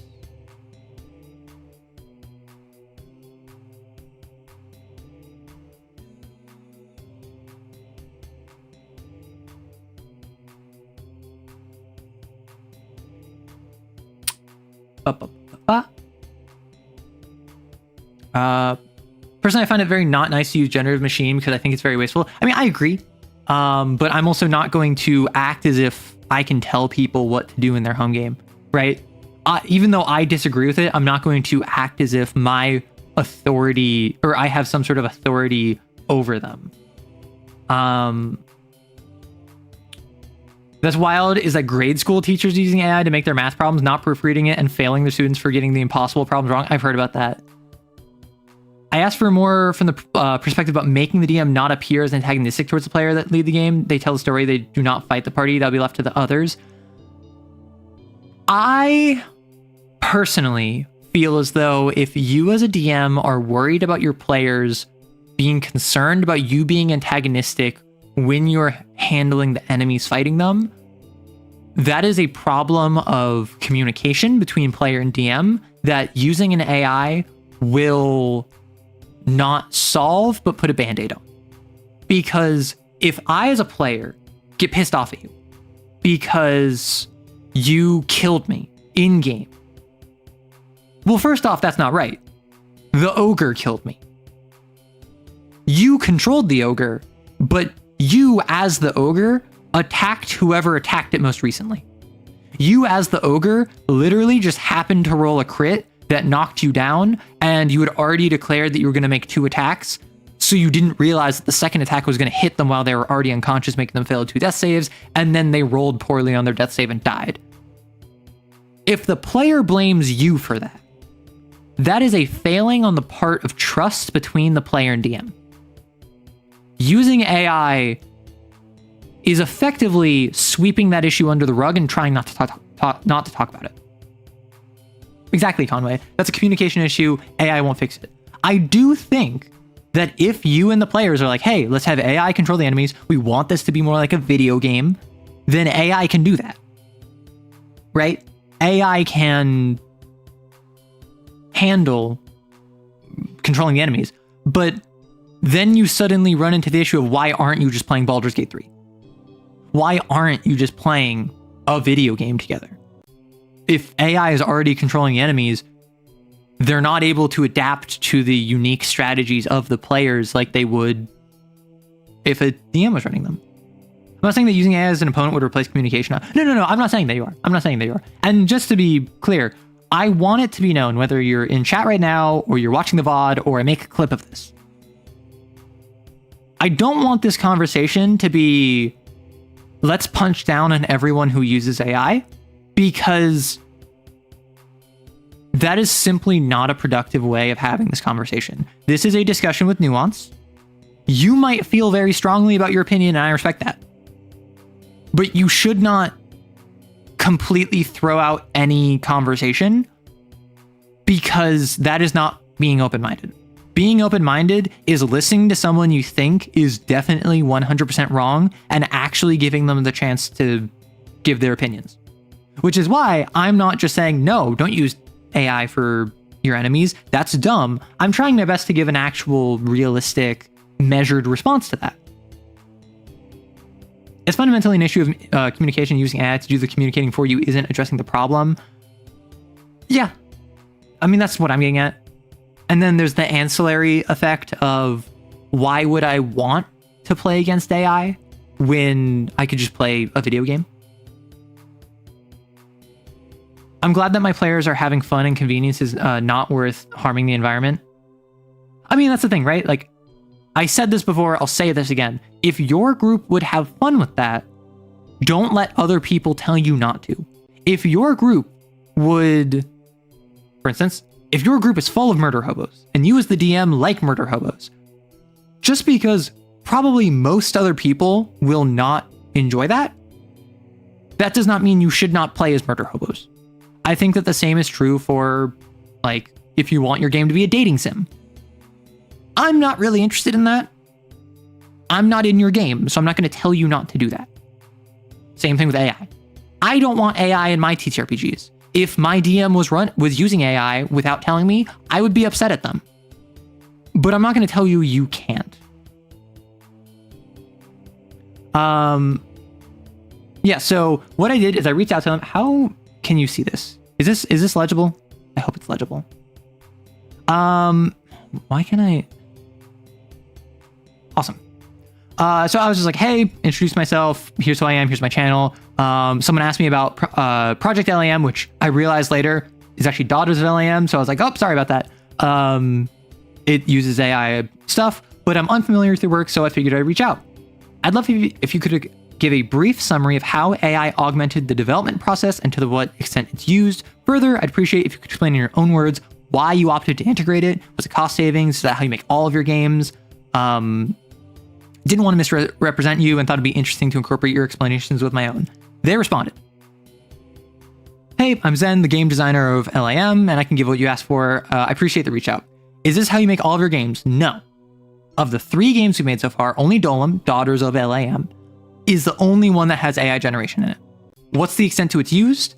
It was AI art and the music that they post on their YouTube channel to kind of accompany characters and show off lore.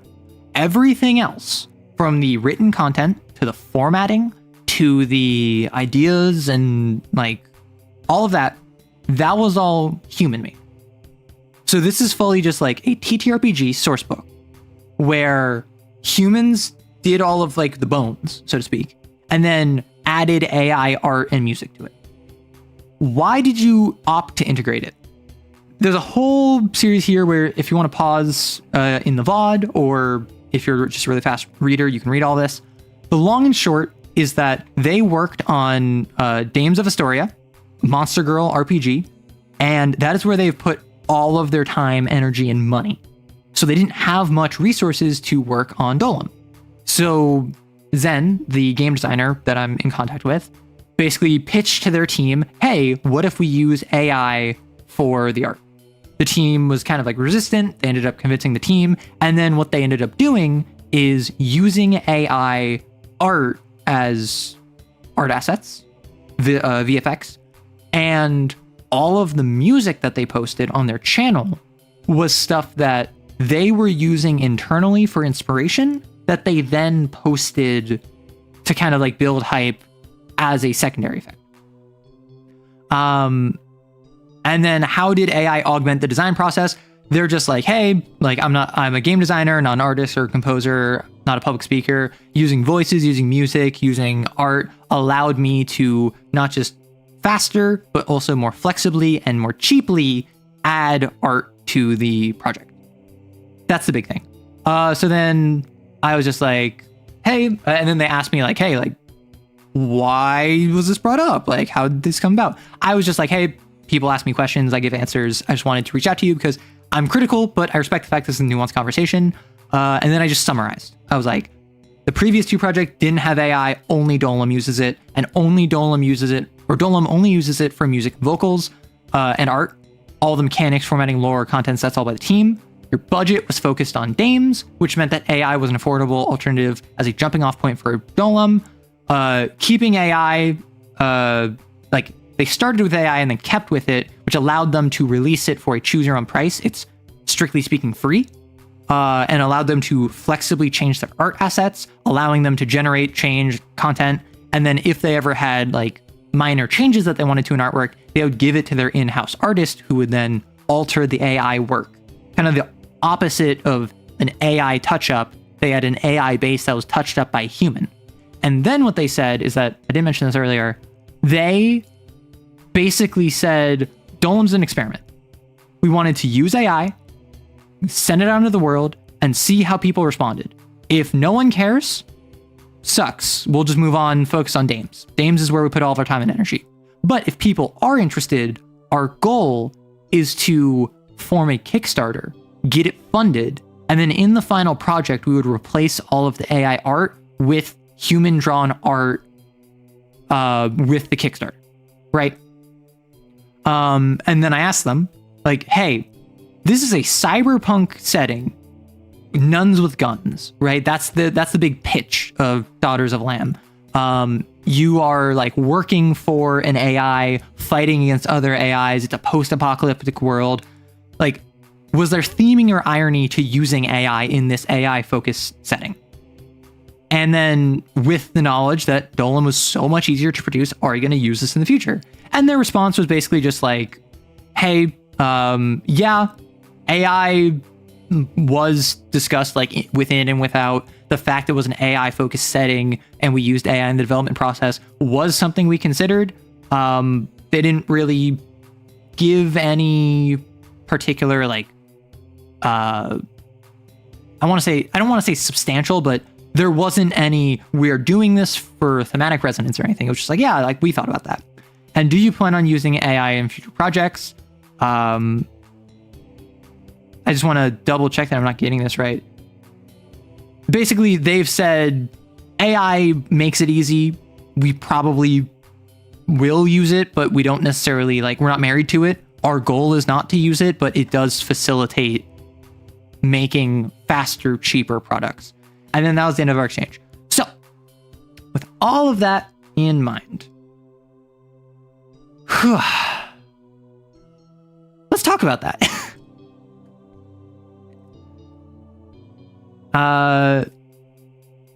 True, but use of generative AI does have actual real-world environmental repercussions, unlike other things like being a murder hobo or playing a certain way, which is why I would definitely encourage people to avoid generative AI at the very least.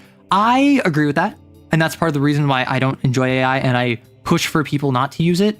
But I'm also not going to condemn someone for using it in the same way that I would not condemn someone for, like, as an extreme example, involving very like heavy, disturbing topics in their game, right?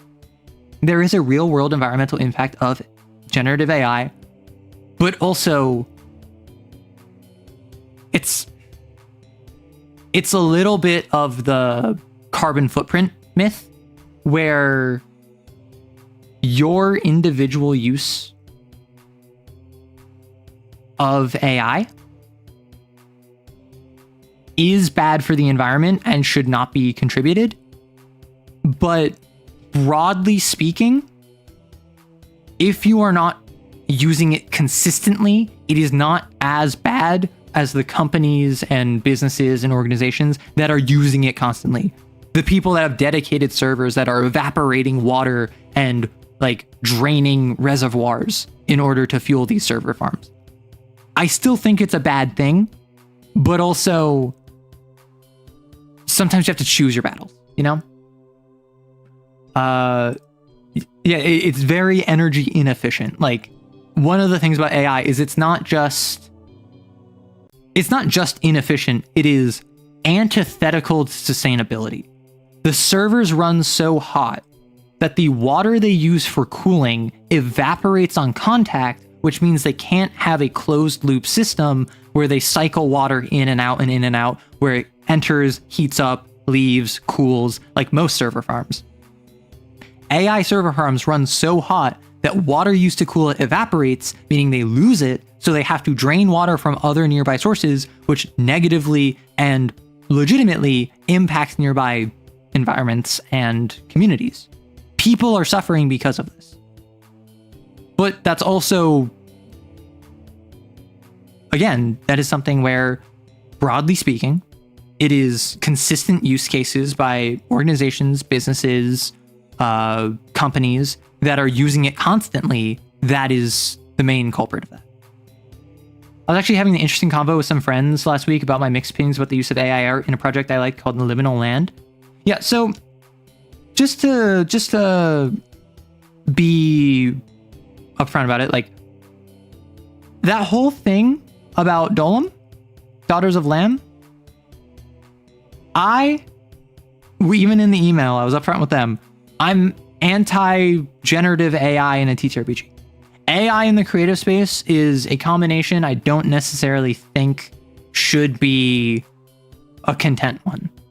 I think that at the very least, there needs to be a more active ongoing discussion than just adding AI to every creative space. And at the most severe, I think AI should be barred. But also, I think that there's nuance, and I think that there may be a place for it in the future. So this isn't really me like taking down a small indie studio for using AI, nor is it saying that I approve and look forward to the democratization of TTRPGs. I'm really just kind of wanting to cover this talk about it and open the conversation on it, because I have found too often conversations around AI tend to be two brick walls throwing rocks at each other.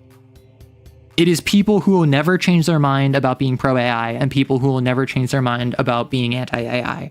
And that is one of the least productive things you can do. I'm not an expert on computer rigs, but aren't there mineral oil-based coolants that carry heat efficiency without evaporating? Or am I just ignorant? They use water for cutting costs. I imagine it's probably cost cutting, would be my guess.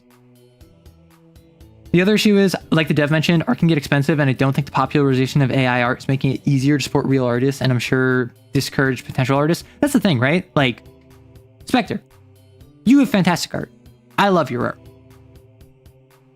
But why would I ever, assuming that I'm like an AI bro, why would I ever pay you for your work and continue getting more art from you if I could just have an AI scrape your work and recreate it?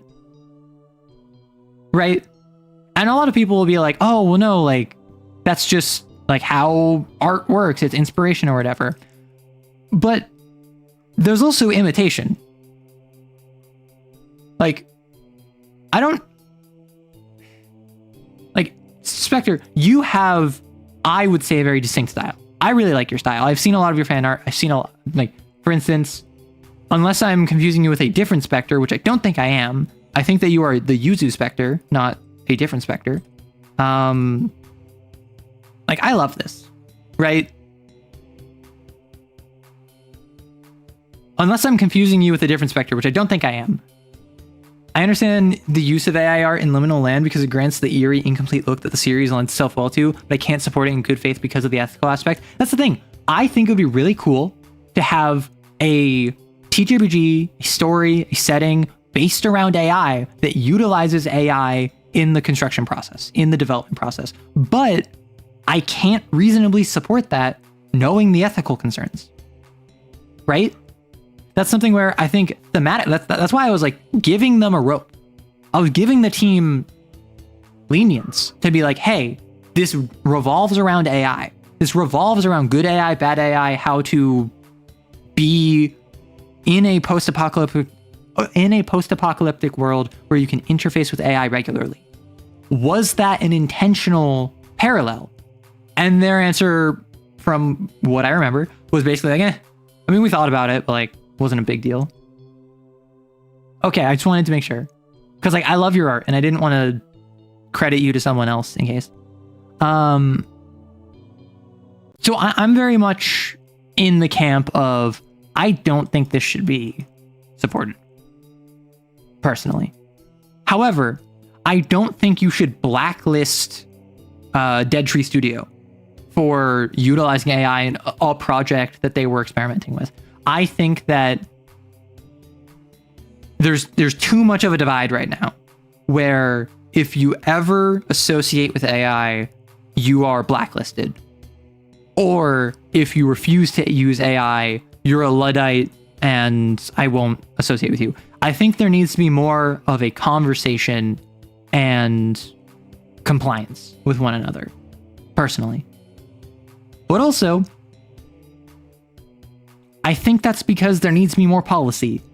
And policy does not get made when it's just two sides yelling at each other without any compromise between them. It really only gets made via compromise. And that's why I consider myself like anti-AI, but I'm more optimistic than most people I know about it because I can see legitimate uses for assistive AI in the future. I think use of AI, Gen AI, should be condemned, so to say, but I don't think it should be damning, if that makes sense. At least it shouldn't be inherently damning if used for good use. That's the thing, right? If I use Gen AI, right? I think it is reasonable for you to say, I am not going to watch your content anymore because I condemn the use of Gen AI. Right? And then I'm like, oh no, my viewership, it's tanking, blah, blah, blah. I'm going to stop using Gen AI. I think a lot of people don't come back. And I think that is one of the worst things you can do, particularly if it's a content creator you actually enjoy. Because like if I tomorrow's short is completely AI generated, right? Like I go full AI tech bro tomorrow. A bunch of you would leave, of course, because that's not what you want. That's not what my brand is. That's a pivot. That's not my target audience, whatever. The environmental issues, the ethical impacts. And then a week later, after a week full of AI content, I'm like, you know what? That was an experiment that did not go well. I'm going to go back to putting my blood, sweat, and tears into it. I don't think I'd get back 10% of the people that left, personally. And I think that the issue with that mentality of like, oh, you used AI, clearly you're not to be trusted. I'll never watch your content again. Why do I have an incentive then to not just stick with AI? Right? Because like in the situation where I use AI, like tomorrow, I lose half my audience over the course of a week of using AI. I'm probably going to gain new people, and I can make like 4 times as much content in half the time by just putting in prompts. So why would I not just keep with that, right? Everyone talking Gen AI, no one talking Gen AO. Like that's it's radicalization is what it is. If I am someone that quote unquote like flirts with AI, experiments with AI, tries AI, it's up to you to hold me to a standard without just giving up at the first opportunity, right? It's up to you to hold content creators accountable without turning up your nose at, oh, we lost another one, they're trash now, bye. Because then there's no incentive for them ever to stop using AI. There's no reason for them to quote unquote be de-radicalized if there is no grace given to those that stop. And obviously that's applicable to more than just AI. That's applicable to more than just content creators. But that is a lesson that I think a lot of people need to learn, personally. Anyway, AI talk over. That's the AI rant.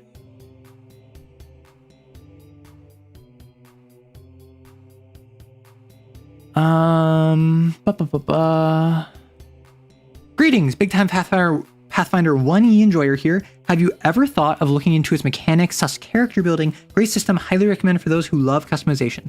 So, Pathfinder is a system that I've heard a lot about. I've seen like one session of it played in like an actual play. And I've heard, broadly speaking, that Pathfinder is just like 3rd edition, I think. Is it 3rd or 3.5? I think it might be 3.5. I think it's just 3.5 but better is what a lot of people say. And then Pathfinder 2 is kind of its own thing.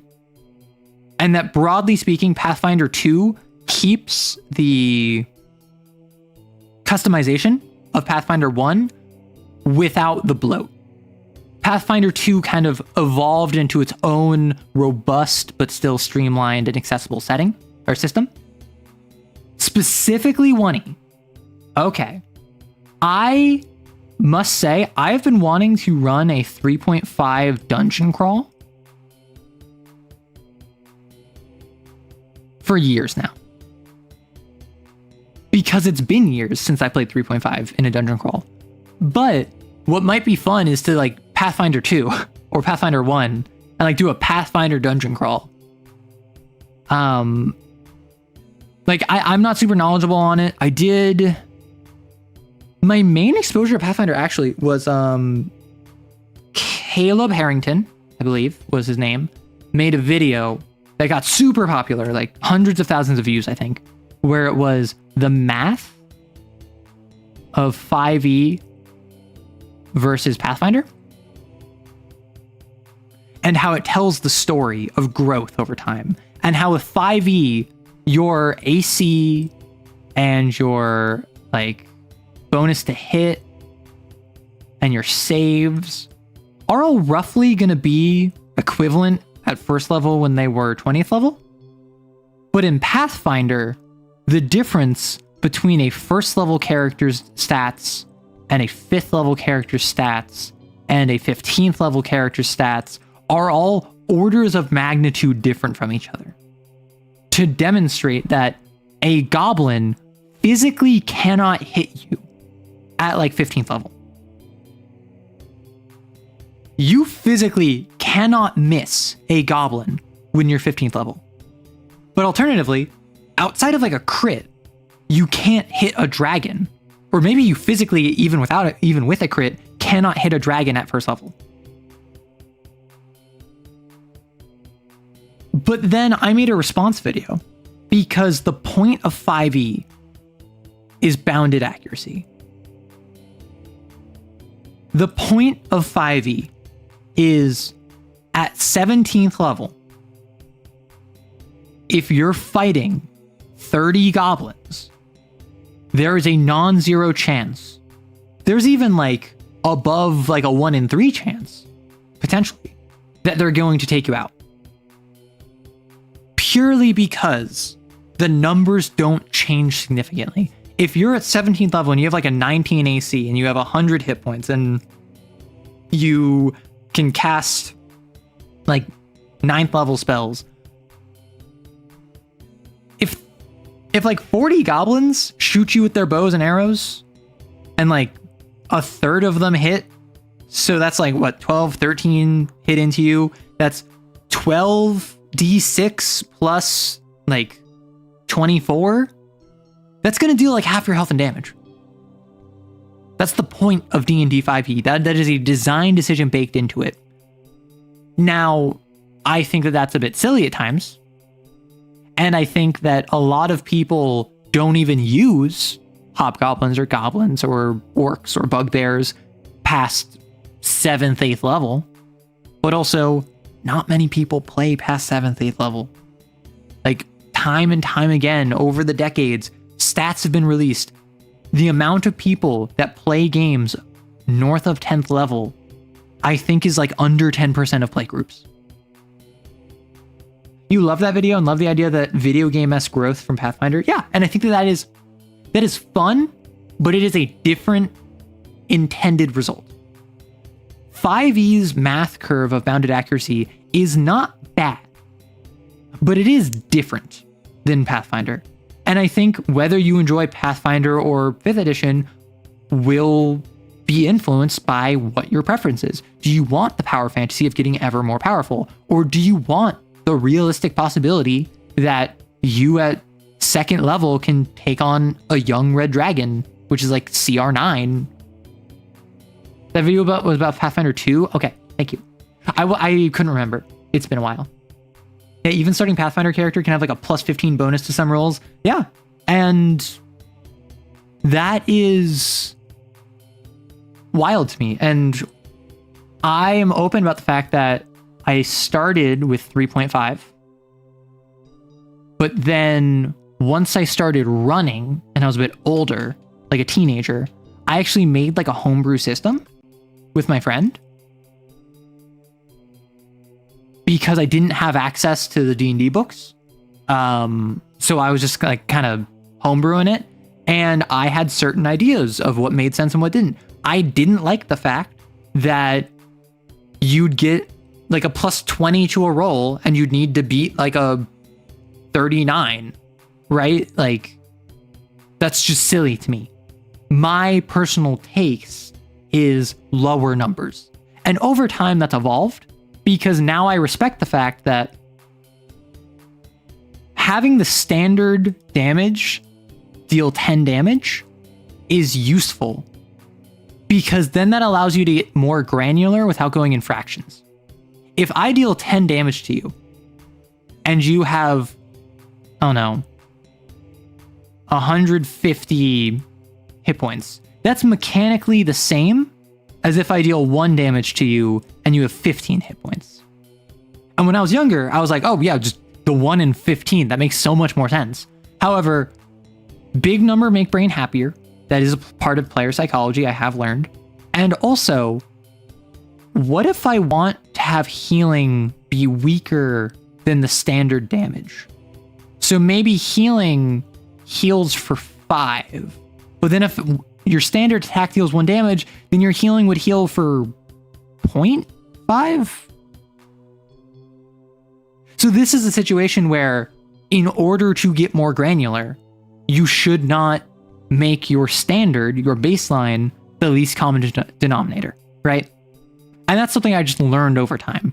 I still appreciate lower numbers. I still appreciate when you don't have someone with 400 health and a 27 AC and a plus 17 to hit. But I recognize that the least common denominator is not more virtuous, so to speak. Pathfinder 1 has so much stuff it overwhelms me. Even Starfinder, which is Pathfinder 1 in space, is kind of overwhelming.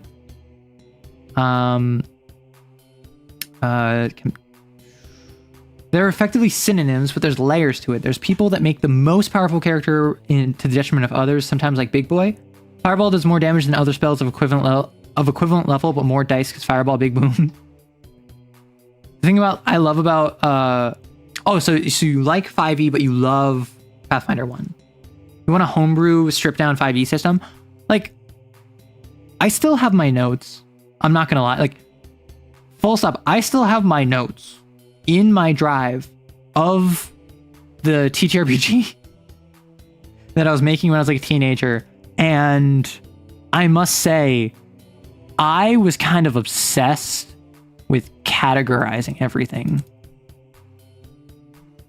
So it was just one big spreadsheet. It was one big spreadsheet where the different types of magic items, and like specifically, if a magic item dealt like a D4 cold damage, it would be a cold X. So if it's a sword that deals a D4 magic damage, it'd be a cold sword. If it was a spear that did a D4 magic cold damage, it would be a cold spear. But if it dealt a D6, it would be a freezing weapon. So it'd be a freezing sword or a freezing spear. And then if it dealt a D8, that would be a sword of ice or a spear of ice. And I also had a matrix. I had a matrix of all of the classes and if you multi-classed, what your multi-class would be. So I didn't have a paladin in that game, but I had I think I had a warrior and a cleric. And if you were a warrior and a cleric, you would be a paladin. You could never do that level of categorization. It's so overboard. No, it is. And that's why I could only do that when I was a teenager and had spare time, right? Like, I didn't have the experience in game design or running the game at that point to understand that level is not necessary. It's cool. It's fun, but it's not necessary. Not gonna lie, this is extremely unemployed behavior. I was a teenager. I was a teenager at that point. Of course I was unemployed. I was like 14, 15, 16. Is there a place where we can recommend RPGs for you to check out, like a Discord channel, or do we just ask about it here and maybe you find it interesting? Suggestions on the Discord. You can always give me suggestions there. Mutants and Mastermind first edition is peak game design. I keep hearing making a mega dungeon. No, Mutants and Masterminds. That's the superheroes one, right? I've heard amazing things about it. I think the stipulation here is seeing all the overtuned stats for the players in Pathfinder 1 and perceive it as being too much. You don't see the problem so many people had with it, especially being new. I mean, honestly, like, if I'm honest, like, at first level in 5e, I'm sure I can get a +5 in a stat, with +2 proficiency, and expertise for another +2, with advantage on that roll at all times. So at first level, I'm rolling stealth with a +9, always at advantage. Which, like, that's not me getting a +19 to a roll at first level. But when most DCs are going to be like between 8 and 14, that's stupid, right? So min-maxing, optimization, being super crunchy, that's not unique to Pathfinder. It's just Pathfinder is more designed around that philosophy than 5e is. 5e, you have to fight the system to get that. Pathfinder gives you the tools up front. That's the difference, I'd say. So a lot of people see that and think, oh, you have to optimize. You don't. You never have to optimize in a TTRPG. Even if you're playing like Tomb of Annihilation or like Tomb of Horrors, and it's a meat grinder dungeon where if you're not doing everything optimally, you're going to die. You can just have fun throwing bodies into the grinder. That's not my personal preference, but that's just Darkest Dungeon. Smash or pass of mech frames. The worst part is I'd have answers. The worst part is I would absolutely have answers for that. Should I? What if you pay me? What if I make it so that every time you like give a super chat? Yeah, I'll make it that you have to pay me to do that. The Smasher Pass is now pay to win. If you gift a sub on Twitch, or if you give me like 5 bits, or 500 bits, sorry. Or if you give me a super chat or gift a membership here on YouTube, I will give a Smasher Pass to one mech of your choice. And I will give my full unironic reasoning why. Can we get an official name for the mech AU? That's a good question, because for those of you who don't know, we, as a joke, made a mech AU where we went through all of the Lancer frames. Well, not all of them, but like a lot of them. And ascribed them personalities as the frame itself anthropomorphized it.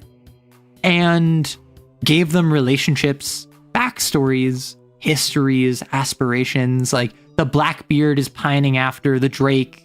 And the Lancaster is the best friend and also pining lover of the Tokugawa, who's currently in a relationship with the Orcus, but the Orcus and the Tokugawa are like, they're both not working together very well, so they're going to break apart eventually. Like, all of that kind of stuff. Probably a silly question, but what is your Twitch channel name? I'm going to give you one guess what my Twitch channel name is. Also, for those of you who don't know, if you look on my YouTube page, I have links for my Twitch, for my Patreon, for my Discord, all of the relevant links you can just find right on my YouTube profile page. Did you guys put the Lancer mech frames into a high school AU? We did! Okay, so what we did is there's... Actually, I can open this. I have it saved. We made it a high school AU. Stream archive. Okay, so here's part of the mech frames, right? So we have the Blackbeard, who is in love with the Drake, but is too like toxically masculine to understand that. So is just trying to be really hard and emulate the Caliban, who was an old flame of the Drake, in order to get the Drake's attention. But the Drake doesn't want that. The Drake wants someone that is more confident, self-assured, and their own person. But the Blackbeard is really confused and is trying to engage in mech yaoi, but doesn't really understand it. All right, later, Conways. Because the Blackbeard was in a relationship with the Vlad. However, it was a messy breakup because the Vlad got basically manipulated by the White Witch into entering into a 3-way with the Relay while in a relationship with the Blackbeard. So the Vlad cheated on the Blackbeard because it was being manipulated by the White Witch, because the White Witch wanted the Vlad for herself, and the White Witch is an absolute like gaslight gatekeep girl boss kind of character. The Drake is old buddies with the Caliban. They're both like war vets, but the Drake is like, I'm back, I'm home, I'm disillusioned with the military. The Caliban, meanwhile, is like still off doing like government black ops stuff and is there for like 1 month a year, and they never talk about it. They refuse to talk about what they're up to, and then they're gone for like 10 months again. And they're really tight with the Metal Mark because the Metal Mark is in the same sort of work, but they don't work together. They're just kind of in the same spheres, so they both kind of get it, you know? Meanwhile, the Metal Mark is really close with the Orcus because they both come from money, and the Orcus is dating the Tokugawa, but both of them want to protect the other one, and both of them are like it's basically like they're both tops, basically. So they're not long for this world together. But the Lancaster's supporting the Tokugawa because the Lancaster is the best friend of the Tokugawa and loves them, but wants them to be happy, so is trying to support them with the Orcus despite the fact that they're not good for the Orcus. And the Lancaster works at the same mech shop as the Minotaur, which is connected to the Metal Mark.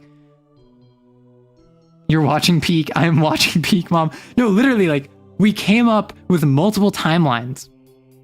We have a whole, like, down here, we have this whole, like, the Nelson was a bully and a jerk and, like, a hot shot in high school, and then kind of over their 20s and into their 30s realized that they were a jerk and, like, matured and, like, became a better person. Now works as, like, a volunteer, a firefighter, EMS to represent how they're, like, a part of Albatross, and they used to be really close with the Zang, but the Zang never grew out of that. The Zang is, like, still a partier and a drinker, even into, like, their late 20s, into their 30s. They never really grew out of it. The Sun Z used to run with both of them, but the Sun Z is more, like, disconnected from that and, like, kind of knows everyone.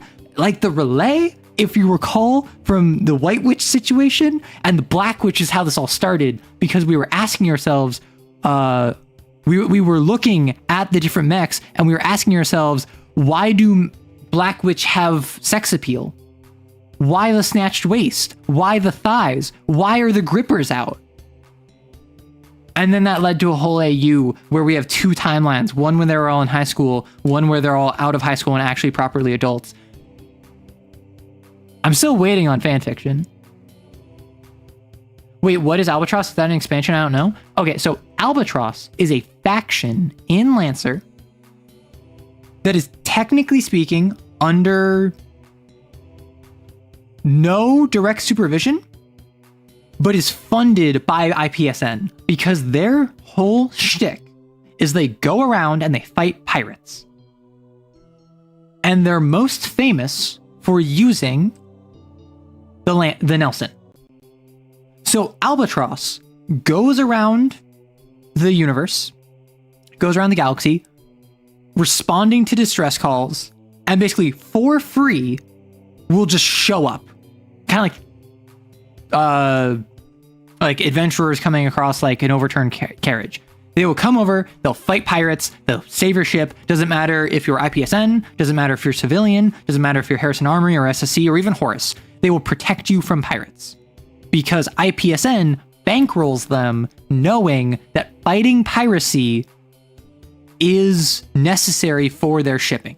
IPSN controls like 80% of all interstellar shipping lanes, so 80% of the time, Albatross is protecting IPSN. The other 20% of the time is just good PR, right? So obviously, if you're out in the middle of nowhere, it's gonna be hard for Albatross to reach you, even if you activate a distress signal right when the pirates attack. But if an Albatross ship is close enough, you can activate a distress signal, defend against the pirates board, and then Albatross comes to save you. But more likely, pirates come, they kill your sec unit, they kill your sec personnel, they steal your stuff, and then they leave you for dead. Then Albatross comes by and basically rescues you. They repair your life support system and your engine, help you get to the nearest planet, and then they respond after the crisis. Hey, Info Hazard. I guess now is a good time to casually learn the lore. Yeah, I'm currently explaining the lore of one of the minor factions called Albatross, which are the good guys, so to speak. Hello, Rimaru. Hey, Alex. I showed up and I heard you talking about Black Witch's sex appeal in a high school AU. Can I please get some context? Okay, so the different frames in Lancer are all just like frames, right? They're mechs, they're robots. They are effectively vehicles. Like the Drake here has no defined sentience behind it. Whereas something like the Genghis has the Agni class NHP installed in it. The Genghis itself does not have a personality or sentience or personality. It has vibes, it has a history as a vehicle and weapon. It is not a robot, for instance. However, I looked at the Black Witch and I was complaining about, like, why are the grippers out? You know? Why thighs? Why the snatched waist? People commented that it's in shibari, which I had to look up, and apparently that's like artful bondage, which like pog, but why? So then I started asking questions about this, and then we started anthropomorphizing. Like, what would the Black Witch be if it was alive? Who would it be? Who would it know? What are its relationships like? And then we formed a whole relationship network. This is like half of the frames. This isn't even all of them. Which, I just went over the highlights, so I'm not going to go over them again. But for instance, we have the Gorgon over here, which its main thing is that it kind of like adopted the Gorgon and the Hydra both kind of like adopted, or no, sorry, the kid and the Hydra both like adopted other mechs into like a flock. The Gorgon looks after the Kobold and the Goblin, both of which are trans and in a relationship. Goblin trans femme, Kobold trans mask, because they are some of the most trans-coded mechs for no reason. The Hydra has a bunch of drones, so it's kind of like it's kind of like the 19-year-old who has to like be a parent to their like 7 siblings, you know, like the third parent sort of deal. And the kid is just like so done with it. The kid is the guardian of multiple individuals. So what we decided, I think it was the Gorgon had like a squad of the Goblin, the Kobold, I think one other that I can't remember. But basically, we have a whole relationship network. For instance, like the Lich is plural and has multiple individuals and like competencies and personalities within it, like Matrix style, and is a representation of every single stereotype of a quiet person, positive or negative. They are both the sweet, kind, shy, like little creature, as well as the sociopathic serial killer. They are the like melancholic creative who no one understands, as well as the person who will tell you not to come to school tomorrow. Like, they are everything in one, because that's what the Lich is. Where would Big Sal go?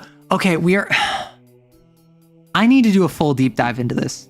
What is the name of this AU? I never came up with a name for it. Yeah, the babysitter kid, exactly. This web goes almost as hard as Guilty Gear. Kimdari, this is like half of them. We have more, and this is only one timeline. There's a high school backstory AU, as well as the modern time where they're all adults and they've all reconnected with one another in one way or another.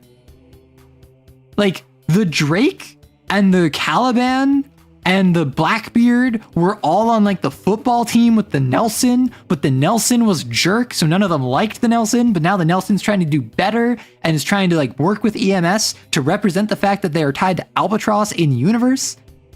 Guilty Gear, that's making too much sense now. I understand this. Where would Big Sal go? Big Sal would definitely be someone's like protective older sibling. What if Big Sal and Lancaster? Well, I mean, Lancaster already works with Minotaur. And did you know Minotaur is a freak? Did you know from the video I made a week ago that the Minotaur is a yandere? And I don't care if all of that flavor text was Raw speaking through the Minotaur. Like, Raw, respect my boundaries, please? You're talking like someone I don't want in my life? Question, is this a Lancer fan project? No, so this is the deranged ramblings of a stream from like 2 months ago that I have not forgotten. I think we already know. Oh my gosh. I just tabbed back into streaming. Yeah, no, that's a Guilty Gear lore web right now. This isn't even all of it. This is one half of a single axis of a 2-axis lore web. Mechatech, a Lancer drama.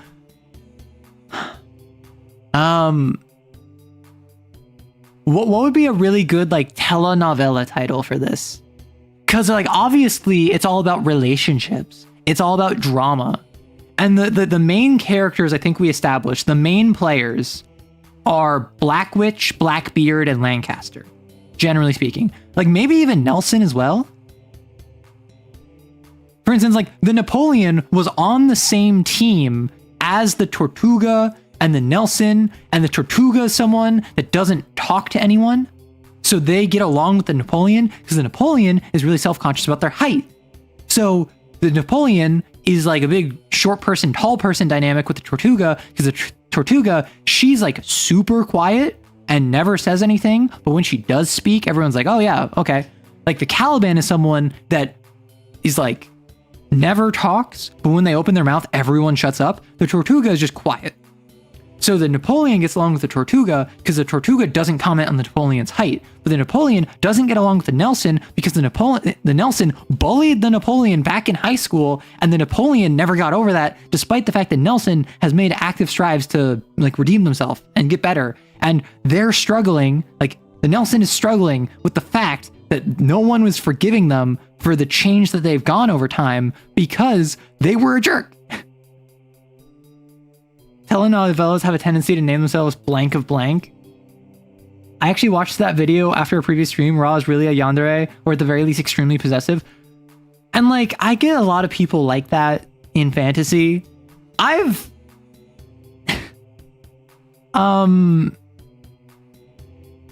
have dealt with someone in my life that reminds me a little bit too much of that.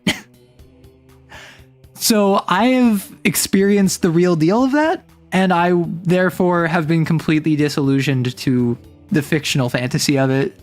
So that's why I had such a strong reaction to the Minotaur in the video, because I'm like, ah!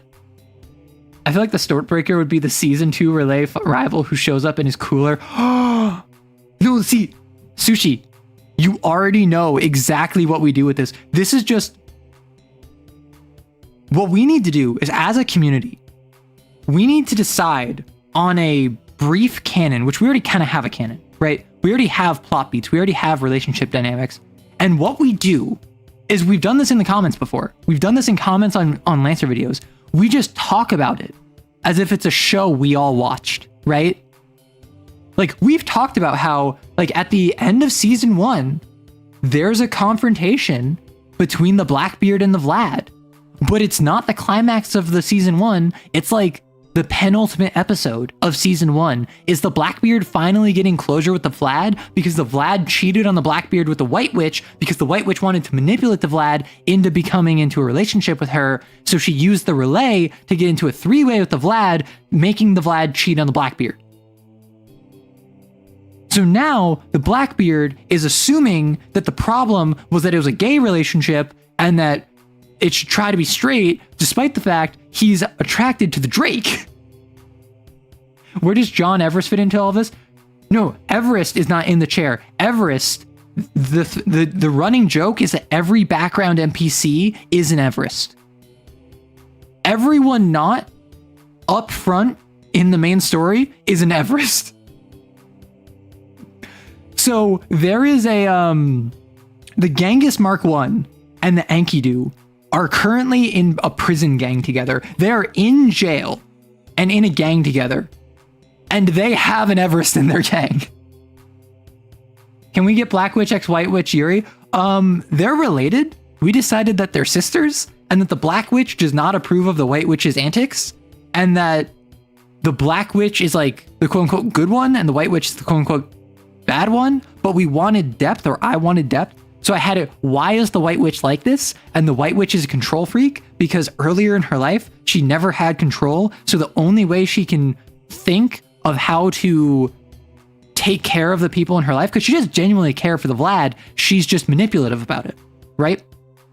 She does generally care for the Lich. She just abuses the Lich by like gaslighting them when they are someone who is not able to defend themselves. In that means the White Witch is someone who is a representation of the cycle of abuse, and the Black Witch is someone who, as a protector mech, understands that they need to protect the people around them instead of hurting them. And also the Black Witch is end game with the Baylor because the Baylor is a himbo.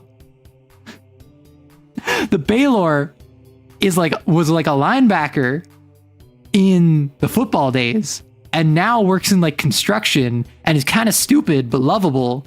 And the Black Witch very much is like a very uptight, no nonsense, like get it done. It's a Hallmark movie.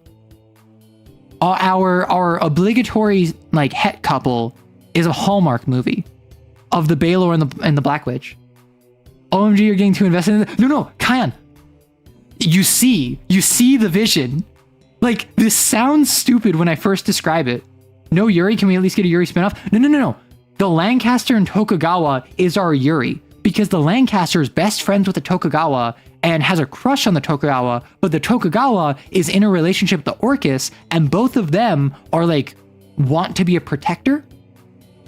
I liken it to that the Tokugawa and the Orcus are both tops, so they both want to like be the one making decisions, protect their partner, be the one that will like throw down if their partner like gets into a fight or something. But both of them want to do that for each other, so they're not going to be endgame. The Tokugawa and Orcus are gonna break up, but the Lancaster is supporting the Tokugawa in her relationship with the Orcus because the Lancaster wants the Tokugawa to be happy.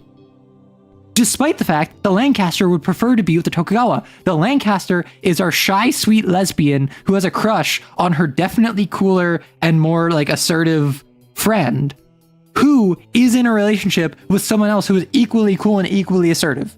So eventually the Tokugawa and Orcus are gonna break up, but they're gonna remain friends because it's not that they don't like each other, it's that they don't work well together. And then the Lancaster is gonna finally get together with the Tokugawa, but only after the Tokugawa's been single for a bit, because the Lancaster's gonna get in her own head and be like, oh no, you just got out of a relationship. I shouldn't make any moves. That'd be disrespectful. But the Tokugawa 100% is gonna start dating around, seeing what works, not gonna consider the Lancaster as an option until the Lancaster makes her intentions known, and then the Tokugawa is gonna get all flustered because the Tokugawa never considered the Lancaster as an option, but appreciates what the Lancaster can do for her, and the Tokugawa can fight the Lancaster's battles that the Lancaster can't fight herself. I'm very normal. Keon? Oh, I'm sorry. The fix, I need the fix. You have the power to write the fix. Wait, is the Black Witch the goth older sister mom friend? I feel like Black Witch is definitely like older sister goth. No one in this place is normal. Wow, just wow, yeah. I'm thinking Scanner Swarm and Moments of Eerie Wisdom like Kronk. No, literally, like, the Baylor would be the perfect himbo. They have no idea what's going on, except occasionally they're just like, they can read you like a book. I have no brain in this. The lore is on another level and my brain is so confused. No, Rimuru, you don't need to know anything about the lore for this. That's the neat part. You literally just need to look. You literally just need to look at the Tokugawa, right? You need to look at the Tokugawa and then look at the Lancaster and say these two should kiss. That's all you need to do. Question, what are the big megacorps in the setting? What we decided is that there is a union school, like the high school they all went to is the union school. And then once they all went their separate ways, they joined different companies. So all of the Harrison Armory frames work at this company called Harrison Armory. All of the SSC frames work at this company called the SSC company. And they're all, it's like a work drama. So like the Lancaster is working for IPSN, the Orcus and the Tokugawa work at SSC, so it's like a workplace relationship, which is why the Vlad and the Vlad and the Blackbeard was such a messy breakup because they were coworkers. It was a work relationship that the White Witch broke up with the Relay, who was also employed by IPSN. So suddenly there's a huge schism in IPSN. So the Blackbeard is now relying on the Drake, who's also IPSN, and is trying to pursue the Drake, but doesn't realize that it's gay feelings. They just think that they want to emulate like the Caliban, who the Drake appreciated back in the day, back in high school, but the Drake is beyond that point because the Drake is disillusioned from their time in the military, and now they work at IPSN. The Caliban, meanwhile, also is disillusioned, but still in the game.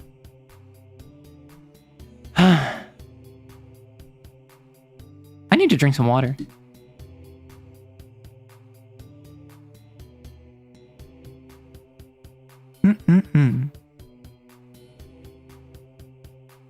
We need the Amber Phantom in season 2. Oh my god. Arrow, give us a Google Doc explaining this or give us death. Respectfully, I don't have time. And is Lancaster the woke dog? No, Lancaster's the shy lesbian. Speaking of water, I've hit like 4 gallons today. I'm drowning you. Hey, Gemini. You just said like. Gotta sippy my water.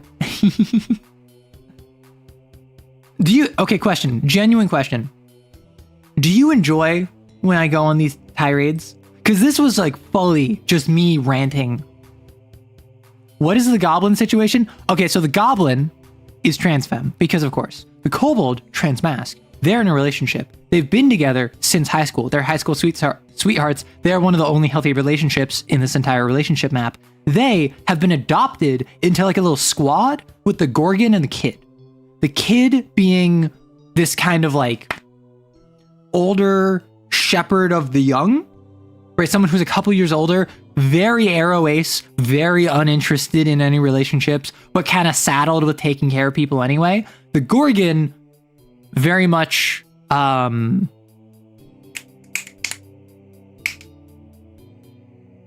what? So the Gorgon's like the goalie friend, right?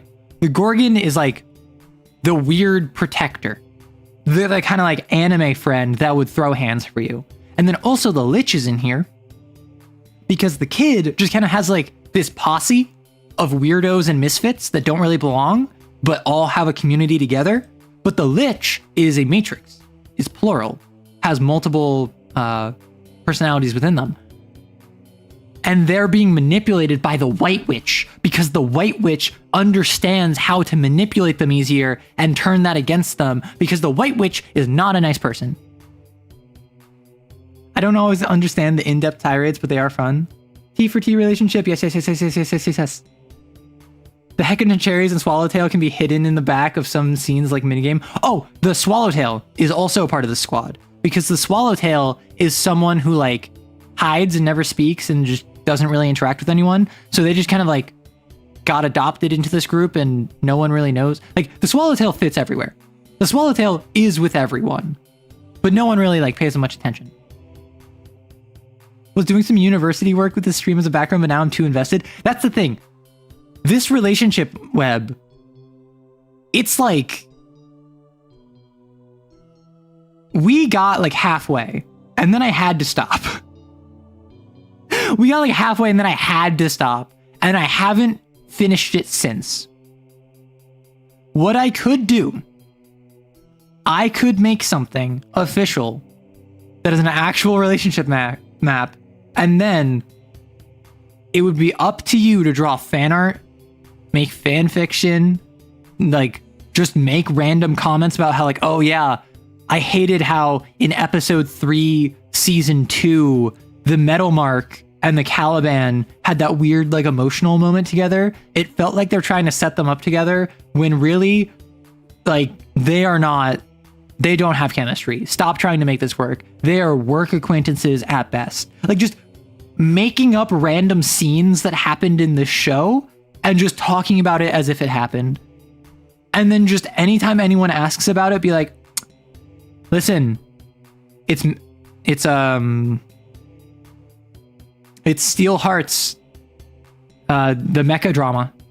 Like, I can't tell you it. There's too much lore. Just, you'll have to look into it by yourself.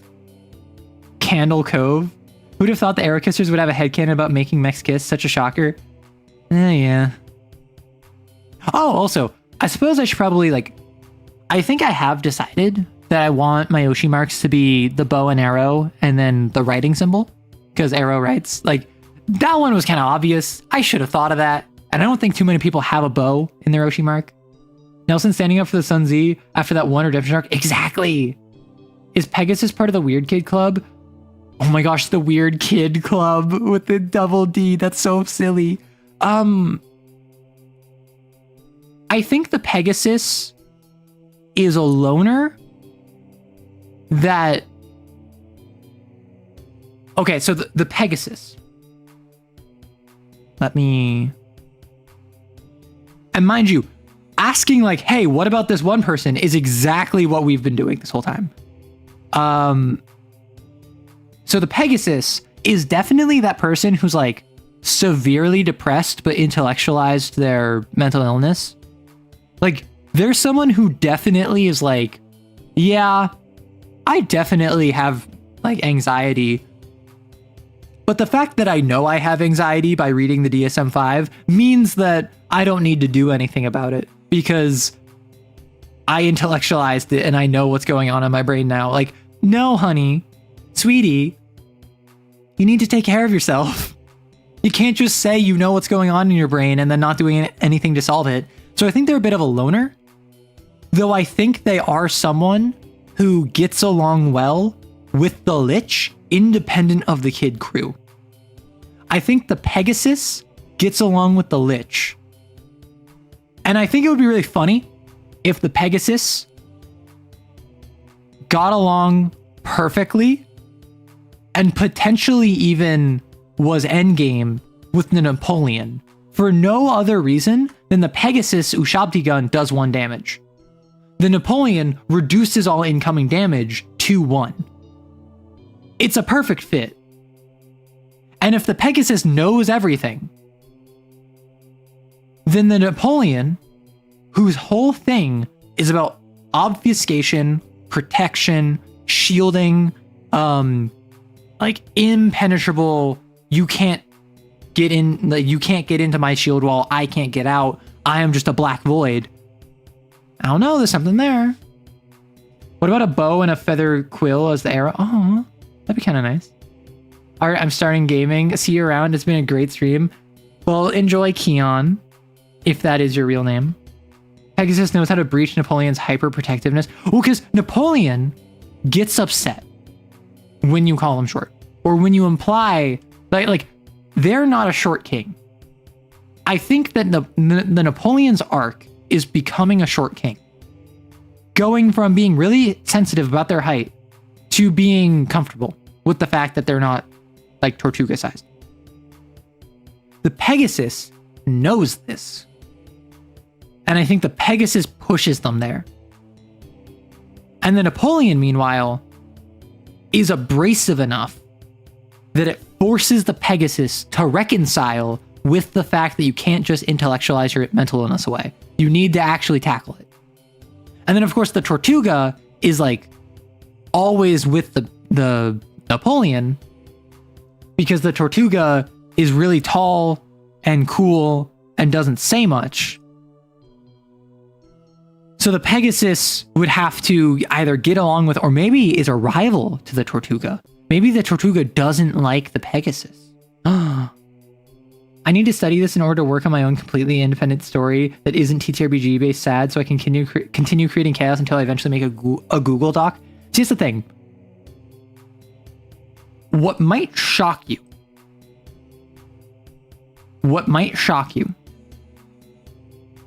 I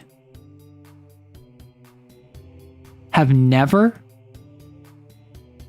written fanfic.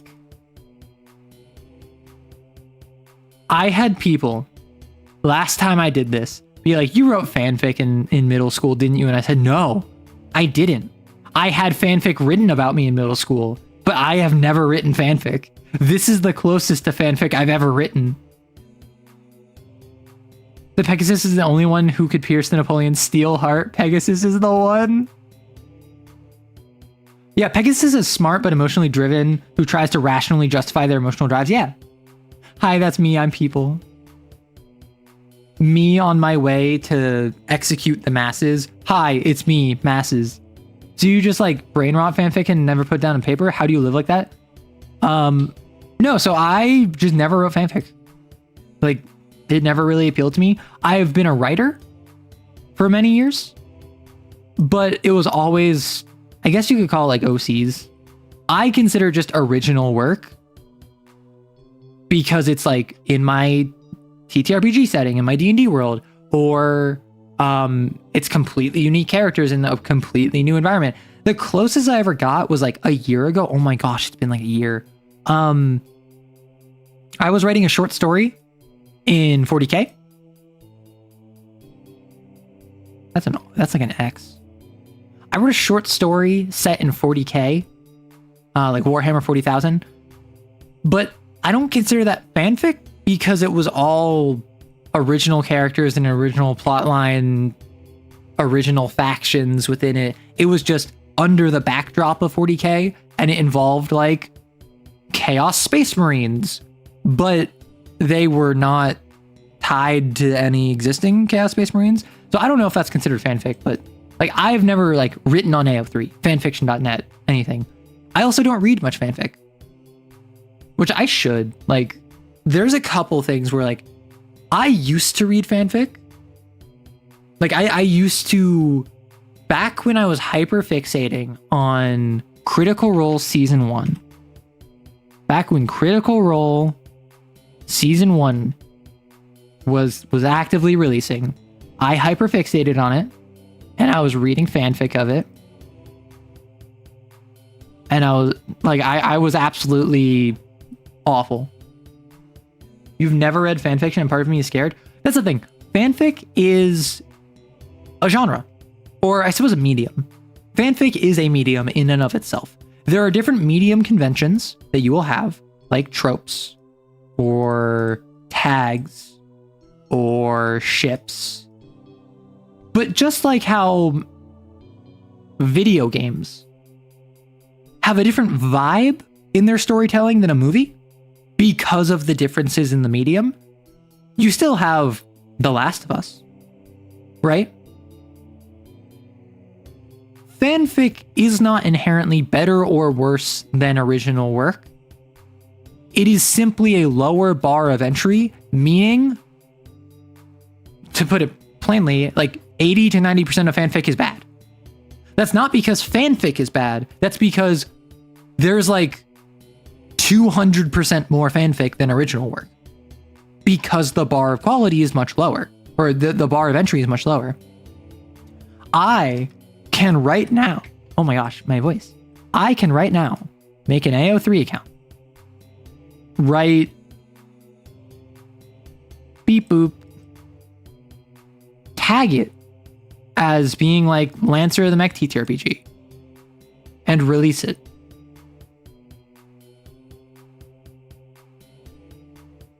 And then suddenly, one more fanfic is born, right?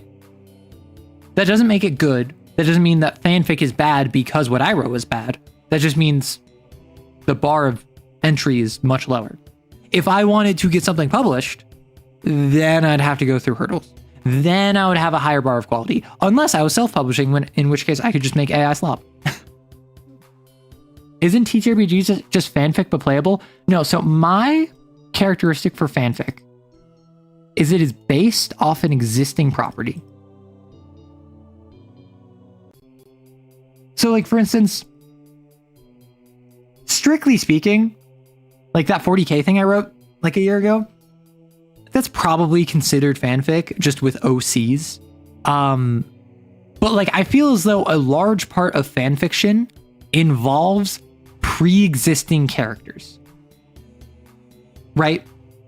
I think a core tenet of fanfiction involves pre-existing characters, which is why fanfiction is such a terrible reputation for writing original work. Wanna know why? Because if I'm writing, I was gonna say like AC6 because that's on the brain, but if I write, I'll say Critical Role fanfic, Critical Role Season 1 fanfic, and I'm writing like a Vexalia X Percy /fic or whatever. Going into that, I don't need to explain who Vexalia is. I don't need to explain who Percy is. I don't even need to explain what their relationship is, because it's assumed that you know going into it who these characters are, what the setting is, what the main conflict is, what the party dynamics are, maybe even how they already know each other. All I need to do is deliver on whatever I promised, whether that's like smutty, or whether that is cute, or whether that is action, like whatever the scene I wanted to tell is. That's all I need to do. And if I want, I can add more context. I can say this is actually an AU where it's a cafe, and Vexalia is a barista and Percy is a rich clientele. Like, I can do that, but I still probably am not going to explain who the characters are because you know. So then if I go from that to writing something original, suddenly I don't have the muscles built to explain what's the setting like? Who are these characters? How do they know each other? How do they interface with the setting? How does the setting alter how they interface with one another? Because I didn't have to do that for fanfic. And I think that's a core part of fanfic. And that's also why a lot of people have a poor reputation of fanfic, is because with the lowered bar of accessibility, there's a lowered bar of quality. And with that lower bar of quality, people go on to make original works on like Wattpad or whatever, and then it sucks. But that doesn't mean fanfic is bad by and large. That just means a lot of fanfic is bad. Like a good 90% of playable characters are based off pre-existing characters. I disagree.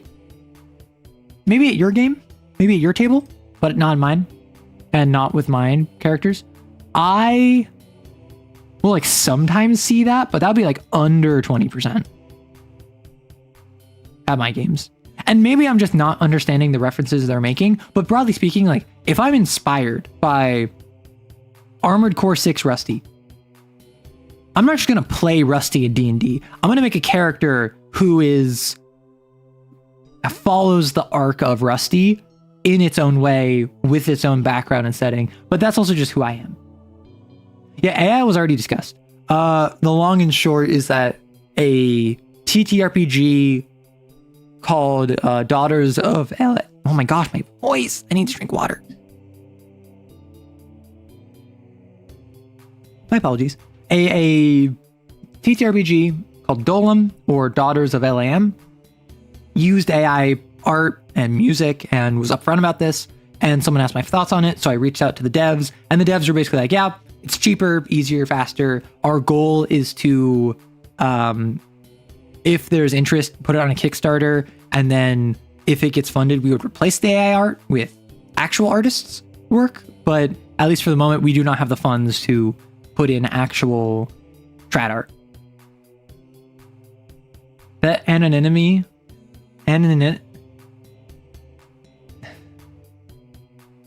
anonymousness. Boss fight really took its toll? No. I don't think I've heard fanfics written about me either, so I think you're both outliers. I've had a fanfic written about me? Yeah. I've actually, as far as I'm aware, unless I'm missing some, I've had 2. However, one of which is tied to the channel. A member of the community wrote fanfic about me and another streamer, and it wasn't like NSFW or anything. It was just like a funny, silly story. So they wrote, I've had fanfic written about me, and I'm totally chill with that. Go off. But I've also had fanfic written about me before I started making content. And the funny thing about that is that I had a friend. And at the time I was still like mask identifying. I was still male expressing. So we're 2 guys. And there's a girl with a crush on me, and then him, and then me, and then him, and then both of us. It was probably him first. I don't know. She fluctuated. And for whatever reason, she opted to write fanfic of the 2 of us. And share it with us. And I will say it was not safe for work. And I can never look at an Olive Garden again. And that is all I will say on that. She wrote yaoi.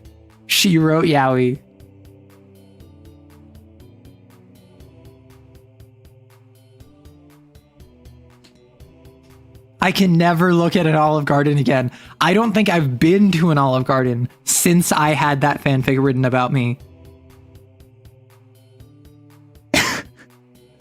Just like yaoi to process crush feelings. No, and that's the thing, right? Like, this is something where I find it very funny,